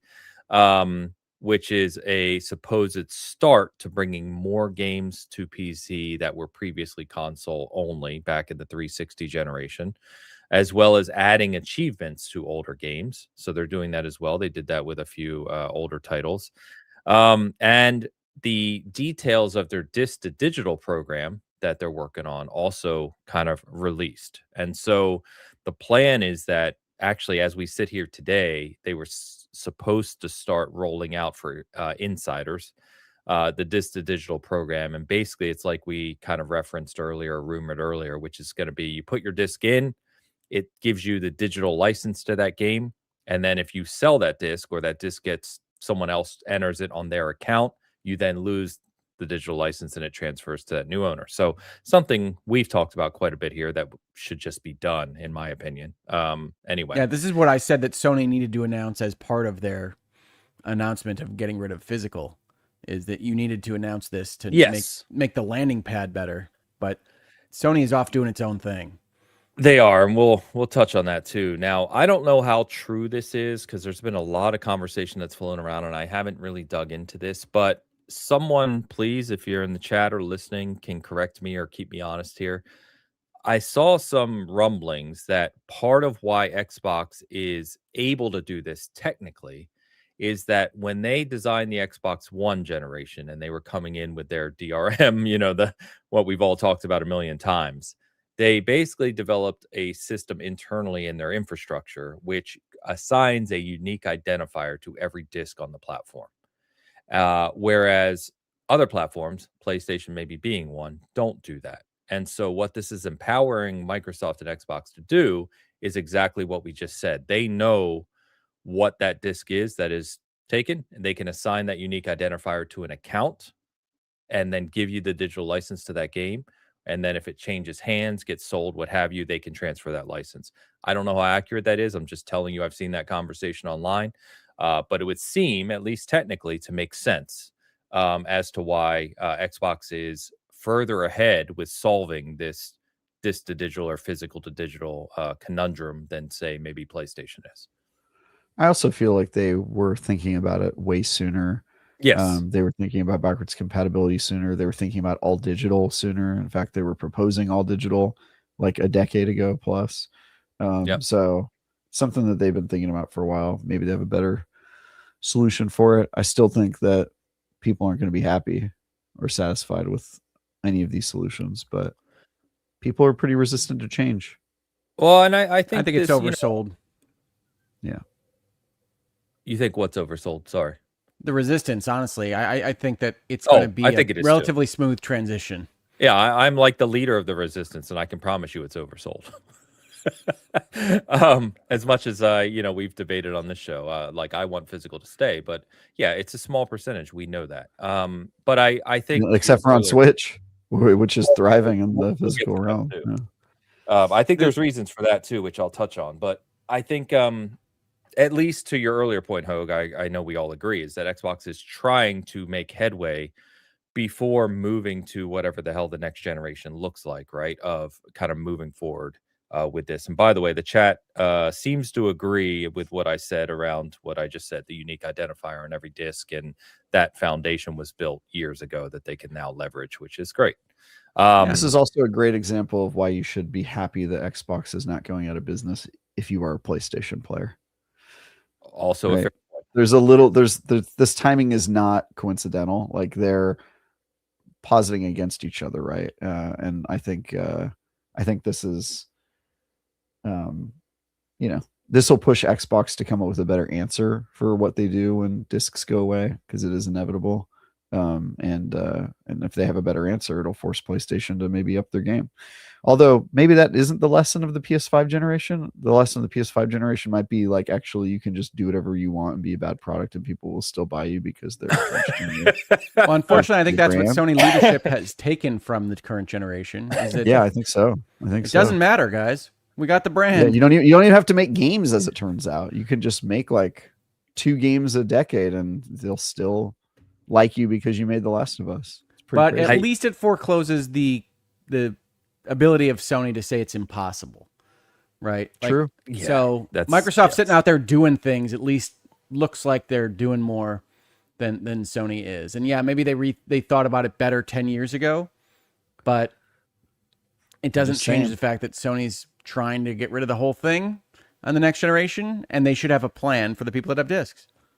Agreed. Just saying, if people weren't so upset about Microsoft saying TV 500 times on stage, we would already have digital trading. That's all I'm saying. And that was all I'm saying. That was a crappy value proposition all the way around. They tried to get rid of their Connect warehousing. They tried to convert your TV. They had a less powerful system than the ones next door and at a more expensive price. It was a bad deal all around. The rest of this stuff was just kind of the unwitting passengers on the bad deal So yeah, they had some plans that maybe would have worked out better if they weren't trying to sell it with the crappiest box in history. But if they didn't they have a did. terrible pitch, and if people didn't like the fact that Kinect was bundled and all the problems that they made, we would have better DRM in the games industry. That's my point. Is like and we won the battle and we lost the war so bad in that losing that. I just feel if Microsoft were the stewards of how DRM works, if they had more clout and sway in the industry that they lost during that generation, the consumer would be much better in a much better position when it comes to like DRM. Yeah, I mean, Phil Spencer used to say, like him or hate him, whatever you think about Phil Spencer, he used to say that all the time, right? Like they lost the most important generation badly. He did. And, they didn't just lose it; they like shot themselves in the face. Yeah, it's kind of funny though. I think back on that because many of us, right, came off the 360, a lot of hype and everything, and I remember sitting down in my old game room to watch that presentation, and I swear I'm one of the few. I know. I didn't mind it. I didn't care because I also left it being like, they talked about shit I don't care about that too much, but like it'll probably be fine. And then I looked online and I was like, oh, people are pissed. I was like, yeah, I had no idea. I left it and I was like, oh, this is cool, like because in my mind the gaming was assumed. You know what I mean? Like I assumed we had 360 plus this new stuff.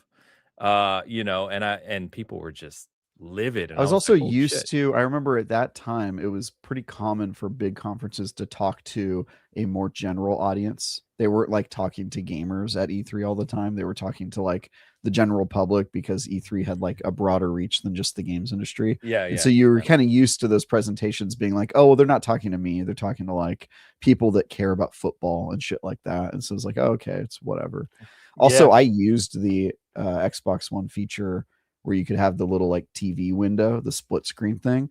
I used that constantly because the snap feature. I used it because of that was Destiny's peak time, and Destiny is such a mindless game. You needed something else going on the screen.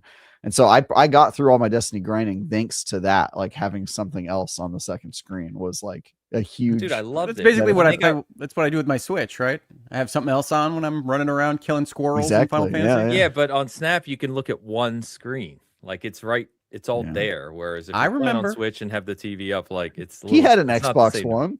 I remember. I know, man. I miss it. Because I used to have the NHL, like I'd have Kings games on, like on the side, like while playing a single player game. Like I also shout Xbox record that anytime anything cool happens in any game on any platform. I say Xbox record that, and it doesn't anymore. It used to. Doesn't listen to me anymore. Do you remember when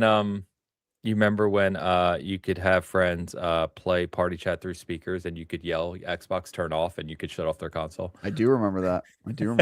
I mean, that's kind of similar with like Alexa. Like I've had people be like, Alexa, turn off the lights, and like, in Zoom meetings, and then my lights will go off, and Oh man, yeah, I miss those days. But yeah, I mean, we've talked about that at length. But anyway, I guess coming full circle back to the now. The kind of rumor based on the Verge document that leaked, or Microsoft's document that leaked, is that they're rolling this out as they move into next gen devices, and so it's kind of expected still that Helix, whatever this next gen Xbox is aiming to basically play everything from Xbox's history, right? Because that means you'll have OG Xbox 360, One, and Series games playable on one platform, as well as compatibility in whatever shape it takes with PC gaming.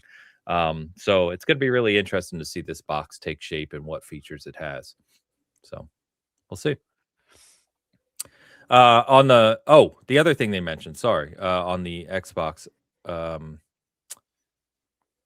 platform, I guess we'll say, is that Asha tends to just comment randomly, I guess, on social media back to questions, but apparently commented that they have a platinum trophy equivalent coming later this year.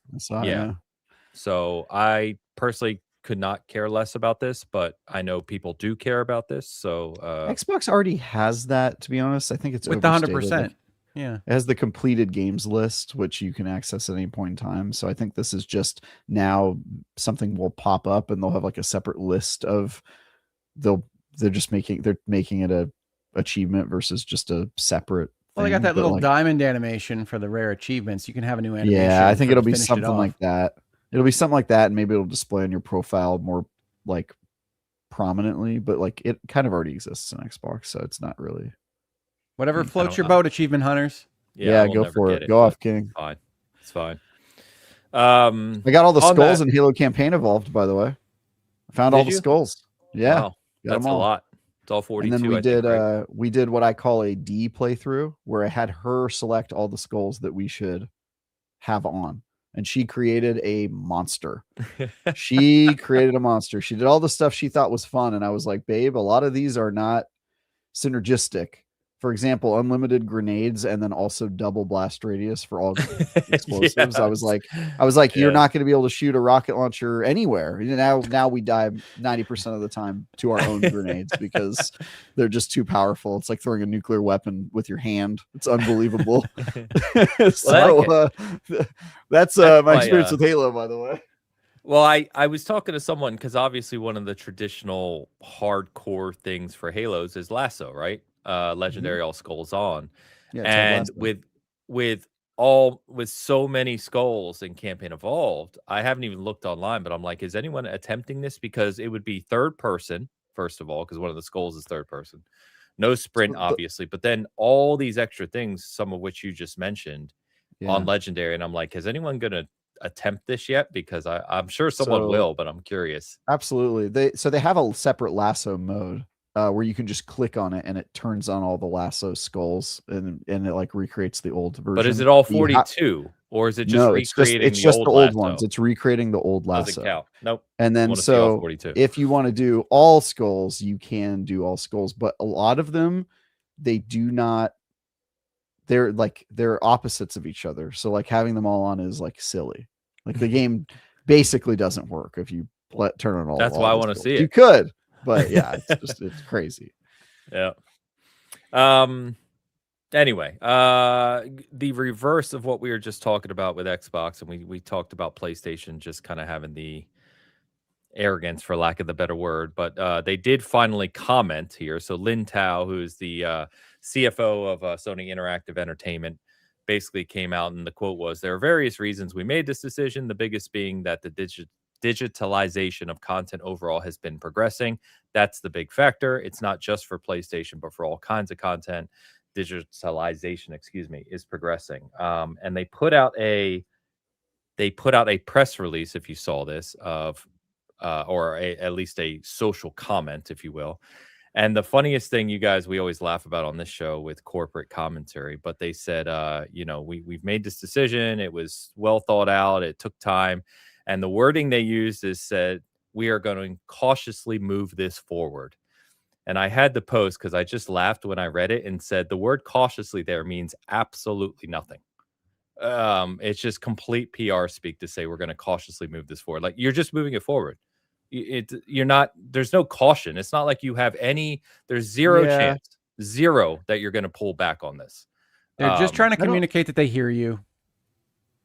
Yeah, I know. But it's just funny. I don't know if cautiously might be leaving room for backpedaling, but I think it's probably mostly just them saying like, "Hey guys, we're doing this with care." Like it's not just us just making this but they're decision. not. That's the point. What care?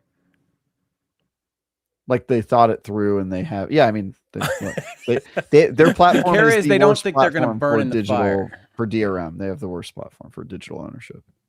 Yeah, it's just quite funny because I think I know Alana did a video deep dive on this, and I know there's been some conversations, but from what I understand, they were down to kind of one major factory printing discs, right, for PS5, and that factory is already being reallocated to AI chips or support, right. And that's what digitization of content means for this purpose, is that it's like, well, we might as well go first because it's going to get more expensive to make these things anyway, and we don't think it's actually meeting our audience needs. So we're getting out of the disc pressing business. Yeah. Right. Like that's what it means behind the scenes. And in terms of cautiously moving forward, they want to communicate that they hear you and that they're listening.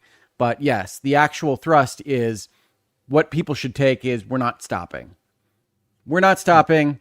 We hear you. Honestly, we've thought about this. We don't care what you think. No. Hell yeah. And they've already put it on the box. Like you saw that screenshot right on the new COD. If you buy a PS5 now, it literally has a warning saying that there would be no disc support after January 1st, 28. Hell yeah. That's their lawyers. I will say I do like when companies are like, they believe in the decisions they made, because you don't get that a lot if you play Xbox. You get like them being like, we're going to try this, and then they try it for about 4 minutes, and then they go, oh no, I'm scared, and they go back. They do that Destiny, a lot. Bungie does that a lot too. So like a lot of the brands I interact with, they have no principles. It's refreshing to see a company that believes in something and they're going for it, even if it destroys a huge share of their market. To be clear, to back Travis up here, what they believe in is that this will make them much more money. Correct. Yes. Are they right? We'll find out. Sony as a company, much more money. Yeah. Sony thinks this will make them more money. And I can tell you this, it'll at least save them money, right? They're getting rid of entire logistics and, manufacturing. Like that all. If you cannot manufacture a physical product, you should be doing that. You should get out of the manufacturing business if you don't have to be in it. Moving so I get stuff around the world is tricky. It's tricky and expensive, and supply chain is brutal. There's a whole software industry built around that. It's very complicated, actually. Fascinating, really. It is actually ERP. You guys like ERP? You guys want to talk about ERP for a little bit? Let's go. I have a number of my clients are in that business. Yeah, it's tough. It's a tough gig. That software is crazy. Yeah. Anyway, that's their commentary. There's been commentary from Zelnick and others, right, on this. Capcom came out and said it will not have a material impact on their business. And no, Capcom's like, let's go, bro. Yeah, I mean, no one. As you said, the pushback is overstated, and they're not reversing. It was funny. Nintendo, as you rightly said a few minutes ago, Travis, they came out with their kind of fiscal report and said that I think it's 38.5, nearly 40% of their game sales are still physical. Which makes sense to me. I think it makes sense to me too. I mean, there's a number of things going on in there, right? Like the game cards count for this. So like that's a part of this story. Yes. Also, I mean, I think I read it differently. Like everybody tries to put their own spin on it, and headlines are going to do what headlines do. But like I hear that Nintendo of all companies is below 40% on physical, and I say, oh, the end is actually here. Like Sony is reacting to real stuff. Microsoft is going to react to real stuff. Nintendo at that low of a percentage, being the box that it is like, no, it's over, kids. So I'm reading it kind of the opposite way that it's been presented in headline form. I agree with you, but I'm at least happy to hear that Nintendo, at least in the short term, still going to be physical. The main reason why, and I've talked to you guys about this before, but as a weirdo collector, right? Nintendo physical games, for whatever reason, they hold and go up in value as comparable to other platforms by like tenfold. So like people who have like total Switch physical collections worth tons and tons of money. And very sought after. Same with obviously like SNES or N64 games you still have in the box. Like they're just worth a ton of money. So I like that. But I think to your point, Hogue, I know there's been all sorts of analysis done, and I believe PlayStation is something like 18 to 20% is physical.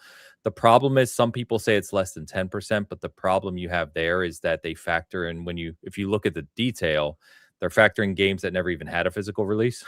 So if you look at games that actually had a physical release, it's right around 20%. But the thing that people forget is, as far as like PlayStation as a platform, game sales are not even the bulk of their revenue, right? The revenue comes from monetization in games like the Fortnites, the Robloxes, third party. I got a physical copy of Fortnite. It's worth a lot of money. I sold mine on eBay like years ago. Nice. Yeah. Nice. I still got mine.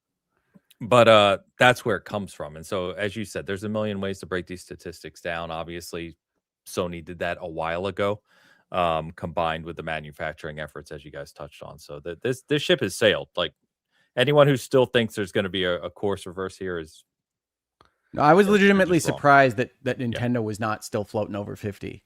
Like that was the one that I thought was the most likely to be the bulwark. So it being below 40% is Yeah, it like, doesn't okay, surprise me. no, it's it's all also pride and practical away. reasons though, like holding onto the cartridges takes up a lot less space. You can carry it with you when you're traveling, and also you don't have to install the game if you own it on the card, which you that's not true of any other platform. You have to install the game even if you buy the disc, which to me is that was the moment where I said, all right, then Yes, you can play games screw off the card. discs. Most You of can them. play them off the card and the Switch. So like I feel like there's actually practical reasons to continue to buy physical, Right. whereas on the other platforms, in my opinion, there's just no reason to buy physical. Yeah. But you're backing me up, right? Like the fact that they're that low of a number on the Nintendo is crazy to me. I mean, 40% isn't low. In 2026, 40% is insane. But that's the 2026, right? Like Yeah. Nintendo is already below 40% with everything that you just factored in, with the family-friendly Cartoon Kids box, and it's below 40% from a demo that doesn't primarily own credit cards on their own. So like the ship has sailed. That's how I read that number. Oh, it's 100% sale. Yeah, but you also have to remember too, Nintendo came out and they started making digital games cheaper or physical games more, depending on how you look at it. Which I think should have been done a long time ago, even as a physical stalwart. Like I think it's crazy that the savings of the manufacturing was not passed on to the consumer. Not surprised, but I think it's crazy.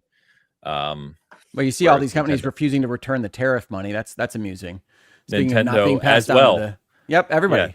Everybody has. Yeah. And yes, there's no legal like precept to say you have to hand over these billions of dollars, so they're not gonna on their own, guys. Spoiler alert. No. It's just I think it's funny because you guys know this. Like Nintendo, I think at least again anecdotally by some people I see online, they think they're like the family company and they're always looking out for the families and stuff. It's like no, they're just another company. They're making their revenue just like all these other companies.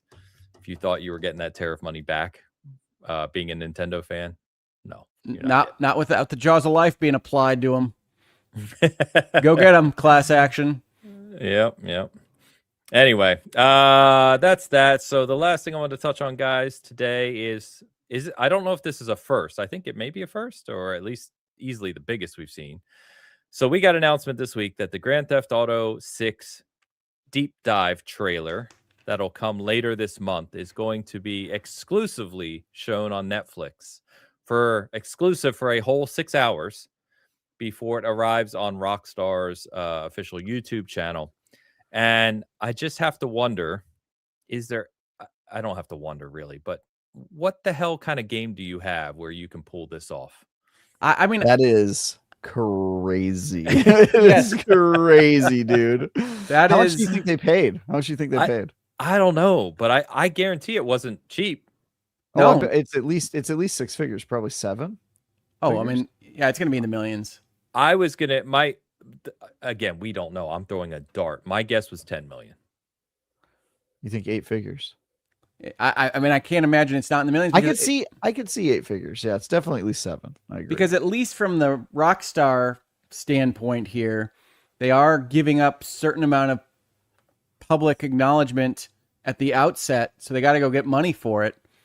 But I mean, like, we know that that's not realistically what's going to happen. Everybody with Netflix is going to see it. It's going to be on the social media. It's going to be on the web 2 minutes later. Yeah. I mean, after that's on. So what does Netflix think they're buying, right? Like, I don't know.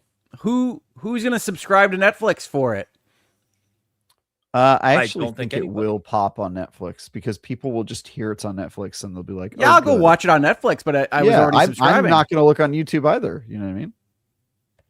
No, I think his point is it's kind of like a Game Pass thing. What new subscribers are you bringing to the service by having a 6-hour exclusivity on a trailer? I don't think it's going to do anything. I don't think now, maybe when we get in there, Netflix is going to have, maybe when we get in there, we're going to see Netflix has like commercials for its stuff or something as part of this, but it doesn't make any sense to me. And yes, I like the kind of swagger of, well, we can do this with this game because it's insane and nobody's ever seen anything like it. So go get it on Netflix. I think that's interesting as an observer of the industry, but everybody that says it sucks, I'm not going to tell them they're wrong, that there's another paid service to go see this commercial for another product that you may or may not have already pre-ordered.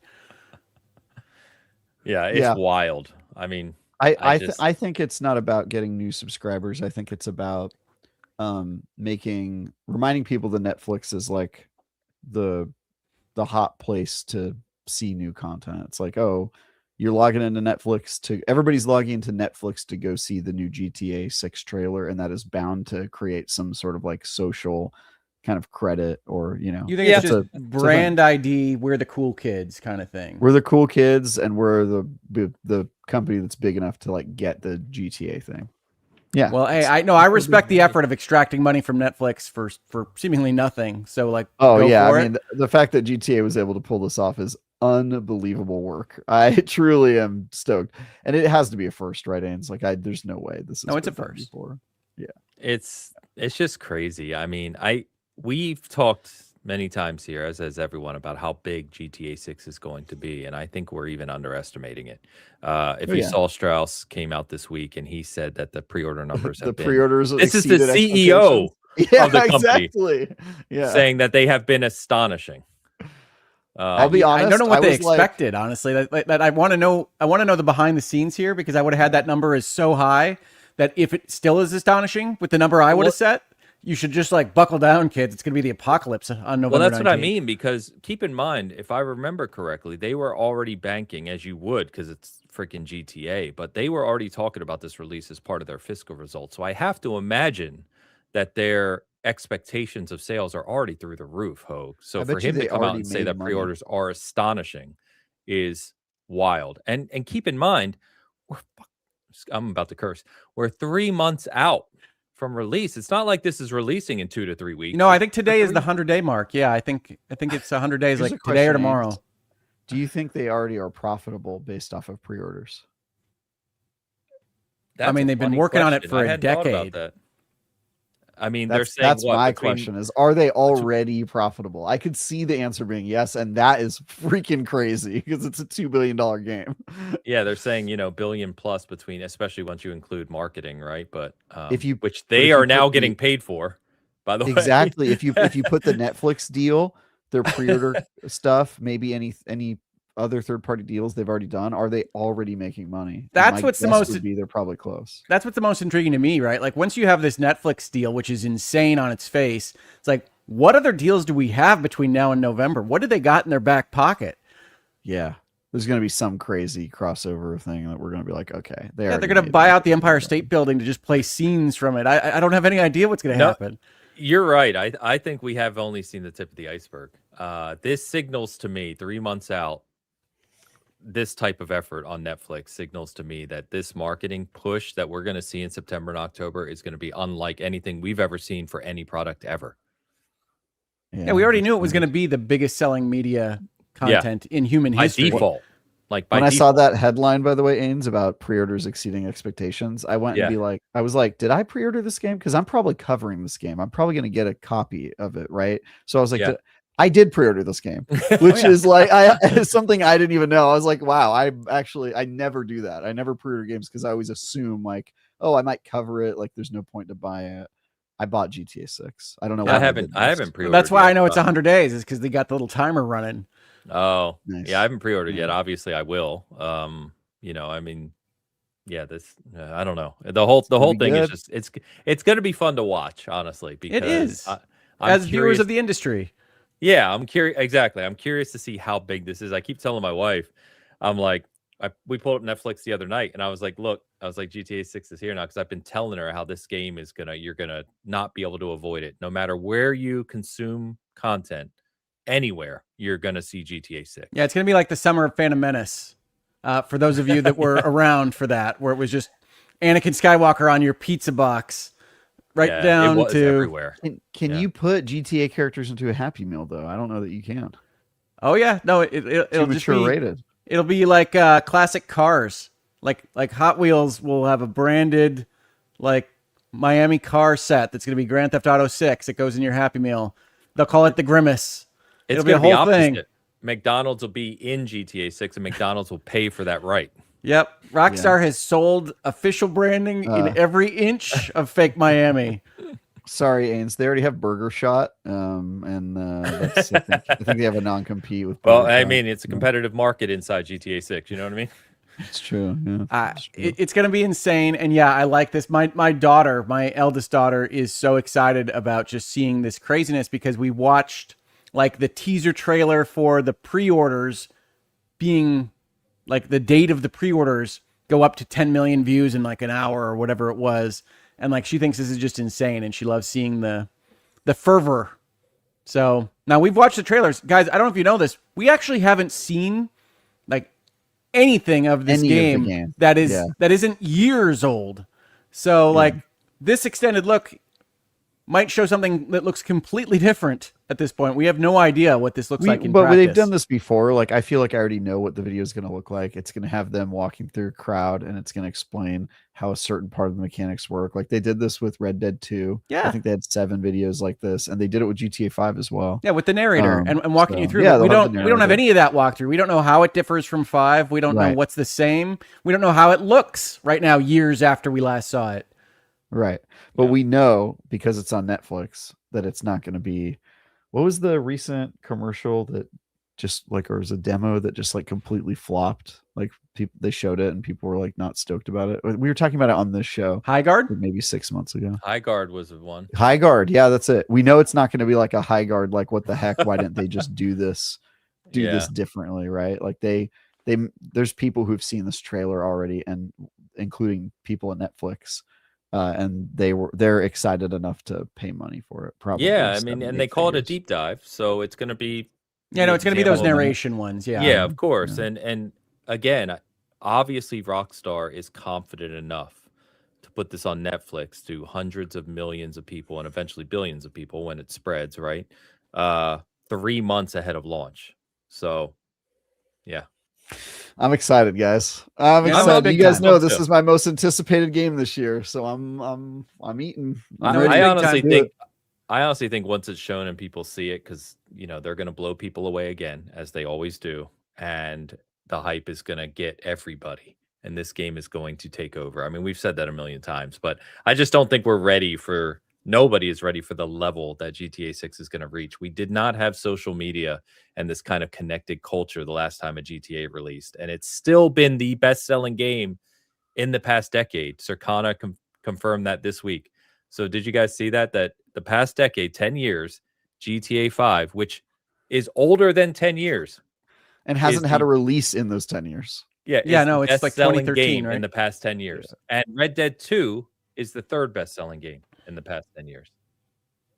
Yeah, I mean, dominate an industry like Rockstar if you can, guys. They're a different That's beast, the way to man. success. They are absolutely a different beast. It's almost unfathomable. Like, it's hard to comprehend their level. And how do they do it? Crunch culture. Treating their employees like dogs. That's how you win. That's how you succeed in this industry, people. Let's not see our children. I'm a fan. I like it. Unironically, I like their. I mean, I know you're joking, but there's some harsh truth in what you just said. I know you're not. I'm not joking at all, Ains. and I support it. That's how I want to work. I want to jump on the grenade to create something beautiful. And hats off to the people at Rockstar for doing that. Good job, guys. Well, in any event, it's going to be quite a thing. I think there's a balance we can work there, but moving on. Nope. Kill yourself for your work. That's what I say. Yeah, it's going to be something. So anyway, we'll obviously talk a lot about this once we finally see it, as will everyone. Looking forward to it. And yeah, I think I'm at the point now, and I know I will be after I watch it, where I got to schedule some PTO when this game releases, because I'm just going to want to get lost in it like everyone else, I'm sure. You know, it's going to be big time. And this is the video that everybody wants to see, right? This is the one where they're going to shock you with like you can count the rivets or whatever else they're going to do. And it is going to be the moment where everybody says, oh, that thing's real. It's coming out in 2 months. If I haven't already pre-ordered, they're going to make some money. Well, that's the other thing. We were talking pre-orders astonishing. Sorry.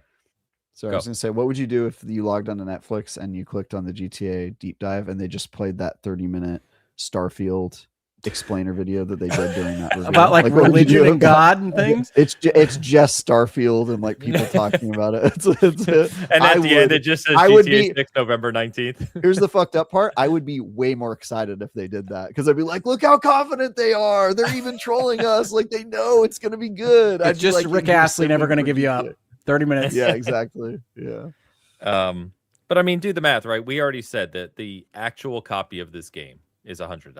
That's how much. Yeah, no, that's the real version of the game. Yes. Yeah. So it's very, very reasonable to think they've already crossed the 10 million pre-order count, right? For GTA 6. I think that's easily reasonable. It sounds crazy for any other game. For GTA 6, that wouldn't surprise me. That means obviously not profit, but revenue. They're already over $1 billion in sales, right? As far as sales is concerned. And they haven't even launched, to Rick's point, they haven't even shown the goddamn game yet. Haven't shown it 10 at million all. feels low too. 10 million pre-orders. That's what I mean. Low. That's what I mean. Yeah. Conservatively, even if they've only sold 10 million, which they probably have, they're at $1 billion. They're probably over $1 billion already in pre-sales without showing the game. I mean, think of the flex that is. It's unbelievable. But here's the thing. Not quadruple A. That's Perfect Dark. Oh, don't bring up Perfect Dark, man. This is still just triple A. Yeah. Still just triple A. But as we always know too, they, at least with their last several games, they just push the boundaries of current platform, right? Of what it can do. And so I'm very, very excited to see Series X and PS5 pushed to their limits of what we're going to be pissed again. We're going to be like, why weren't these other lazy developers doing this shit with our? Why didn't the other developers spend $1 billion? And that is an annoying factor here, though. Like I do somewhat resent like when you go back to older games and you're like, I remember this being gorgeous. It's like, what? This doesn't look right. And it's like, so if the GTA 6 of the world comes out and looks like we expect it to, it is going to have like this knock-on effect of like just the thing you were looking at 5 minutes ago suddenly looking a little bit more ugly. Yeah, you're going to be like, stop that. Why are all these other games so bad by comparison? So lame, dude. It's crazy. I can't go in the back room and balance this small shop's accounting books at all. GTA 5 still looks great on the Xbox 360, by the way, which is a crazy statement, but it's true. I think the Red Dead 1 backward compatibility looks really good. Yeah. I mean, Red Dead 2 is now, it's coming up on 10 years old. It's still one of the most gorgeous games of all time. It's staggering. Because I've been playing Halo for Campaign Evolved recently. I went and watched the intro cutscene to Halo 4, and I watch that cutscene anytime I get back into Halo. Stunning. It's 360 cutscene. Stunning. It's unbelievable. It's crazy, dude. I do think Campaign Evolved didn't quite capture the Halo art like I wanted. It didn't. It's a bit off. I'm glad that they redid the first one rather than jumping straight into making a new game, because it kind of feels like they're kind of eating their veggies, right? Because I think they have some kinks to get out to make UE5 feel like the Halo that we want it to. So I'm glad they did this because I feel like they're going to get a lot of feedback. Obviously, the review scores are kind of indicative of like, you guys got some work to do here. But it would not be my choice of playing Halo in the future. No, they're just in front of me. And I play. Go do Halo 2. Did you guys see the ending? Ending the campaign? I don't know if they're going to do Halo 2 again because they've already remade Halo 2. I mean, they already remade Halo 1, but I think they're going to. I tell people like, play Campaign Evolved, the new one, right? And then go play Halo Infinite. Infinite feels, puns aside, infinitely better. It feels way better than way Campaign better. Evolved. Yeah. It's not even close. This feels like Halo if it was a PlayStation game. That's how I feel. Campaign Evolved does. It's a little less special. Yeah. You're like, oh yeah, I remember when PlayStation was doing shit like Killzone. Kind of feels like that. Yeah, Resistance. It's which I love, by the way. I love Resistance, but we've got a couple super chats from our good friend Don Lionheart here that have been sitting for some time. They were different topics, Don, so I was saving them. We're gonna swing back, Travis, to Beast of Reincarnation, which he says you are too harsh on. Don Lionheart, $2 super chat. Travis is too harsh on Beast of Reincarnation. You say that. Lots of commenters say 6 is generous. Go look it up. Subreddit says I was too generous. The YouTube comments say I was too generous. People have opinions. You have an opinion. I think the game is okay at best. And I think a 7 meaning good. I would not say Beast of Reincarnation is a good game. Okay. Yeah, Don's who reviewed it for us. He gave it a 7. I know. Yeah, and that's good. I don't know what a 7 means, like valorious or something. You guys have weird we do it means adjectives. Honorable, like it's an honorable. That's right. Yeah, honorable doesn't make any sense to me. But yeah, you guys honorable? Sure. Honorable mention. Go off, King. I don't know what your guys's your grading rubric looks like, but I think saying that it's a good game is overlooking too many of its flaws. Fair enough. Fair enough. And then let's see. Don moves over to our conversation on digital and the PlayStation, because he's a big PlayStation guy. It's where he lives, but he's also a physical guy. So his thoughts. Rough place to be, Don. Don Lightheart, $5 super chat. I genuinely can't believe that society has so willingly given up something as fundamental as ownership for convenience. Lazy, no solution is enough. You would not believe what society will give up for convenience, Don. True story. True. True story. By the way, he follows that with this. Also, I'm in the burn the consoles down camp now. I mean, They're if you doing that. think consoles are bad, you should see PC's idea of physical ownership. No, and I agree with you, Travis. And I think, not poking fun, Don. But that's the weird thing I've seen that I don't understand. It's like, well, I can't do this. I'm just going to go to Steam now. And it's like, Steam is an all digital platform. They gave up physical before anyone else. In fact, I haven't even owned a computer with a disk drive in decades. Yeah, it's been a while. It's been a while. You ever buy a tower and they have the racks that are available in the front for a disk drive, and I'm like, who's using that? Mine's always been just a translucent vent. You know what I mean? Like, nobody's putting that. You're not putting toast in there? Yeah. No. Well, you can't even. Well, yeah. I mean, I guess you could take off the front, but I always get like they make drives that just have like USB ports and stuff, and I'll just put those in that slot. So yeah. I think and Don says he has GOG, so CDPR's platform. I believe GOG is kind of trying to push have that fun with 10% of the games. Hey, GOG's a good platform. It's a good platform. They just they're not supported. I wish they were more supported. 100%. You can't, I believe, though, keep me honest, you can run GOG and it pulls in your games from other PC clients, right? Correct. But you still don't own them on correct. GOG. Understood. Yeah, it has all the same problems. Yeah. So look, I wish Steam had more serious competition. Every time one pops up, people pile on it because they are so entrenched in the Steam ecosystem that they feel like they have to hate on everything else. And I think it's to their detriment that PC players do that. But also, Tim Sweeney's easy to hate. Yeah. But I mean, it's not just Tim Sweeney, right? People pile on all of the. Yeah. People have their biases and their preferences. It's fine. I mean, how many Steam competitors have popped up only to die like shortly thereafter? This is why Gabe goes on his yacht. Like, I don't want to get involved. Got a yacht. He doesn't care. What did he name his yacht? Do we know what it's called? It should be called Half-Life 3, but no. No, because it exists, so no. That's the joke. He brought Half-Life 3 to the world.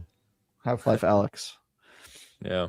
Everybody should play. But anyway, Don, thank you for the super chats, my friend. I think I'm very curious to see what Xbox does here with this disc to digital and how that progresses and what Helix looks like for that reason. Because if it really is where you can go disc to digital and they support all the backwards compatibility and play PC games, well, now you have a device that I think is pretty cool, assuming they can pull that off. So we'll see.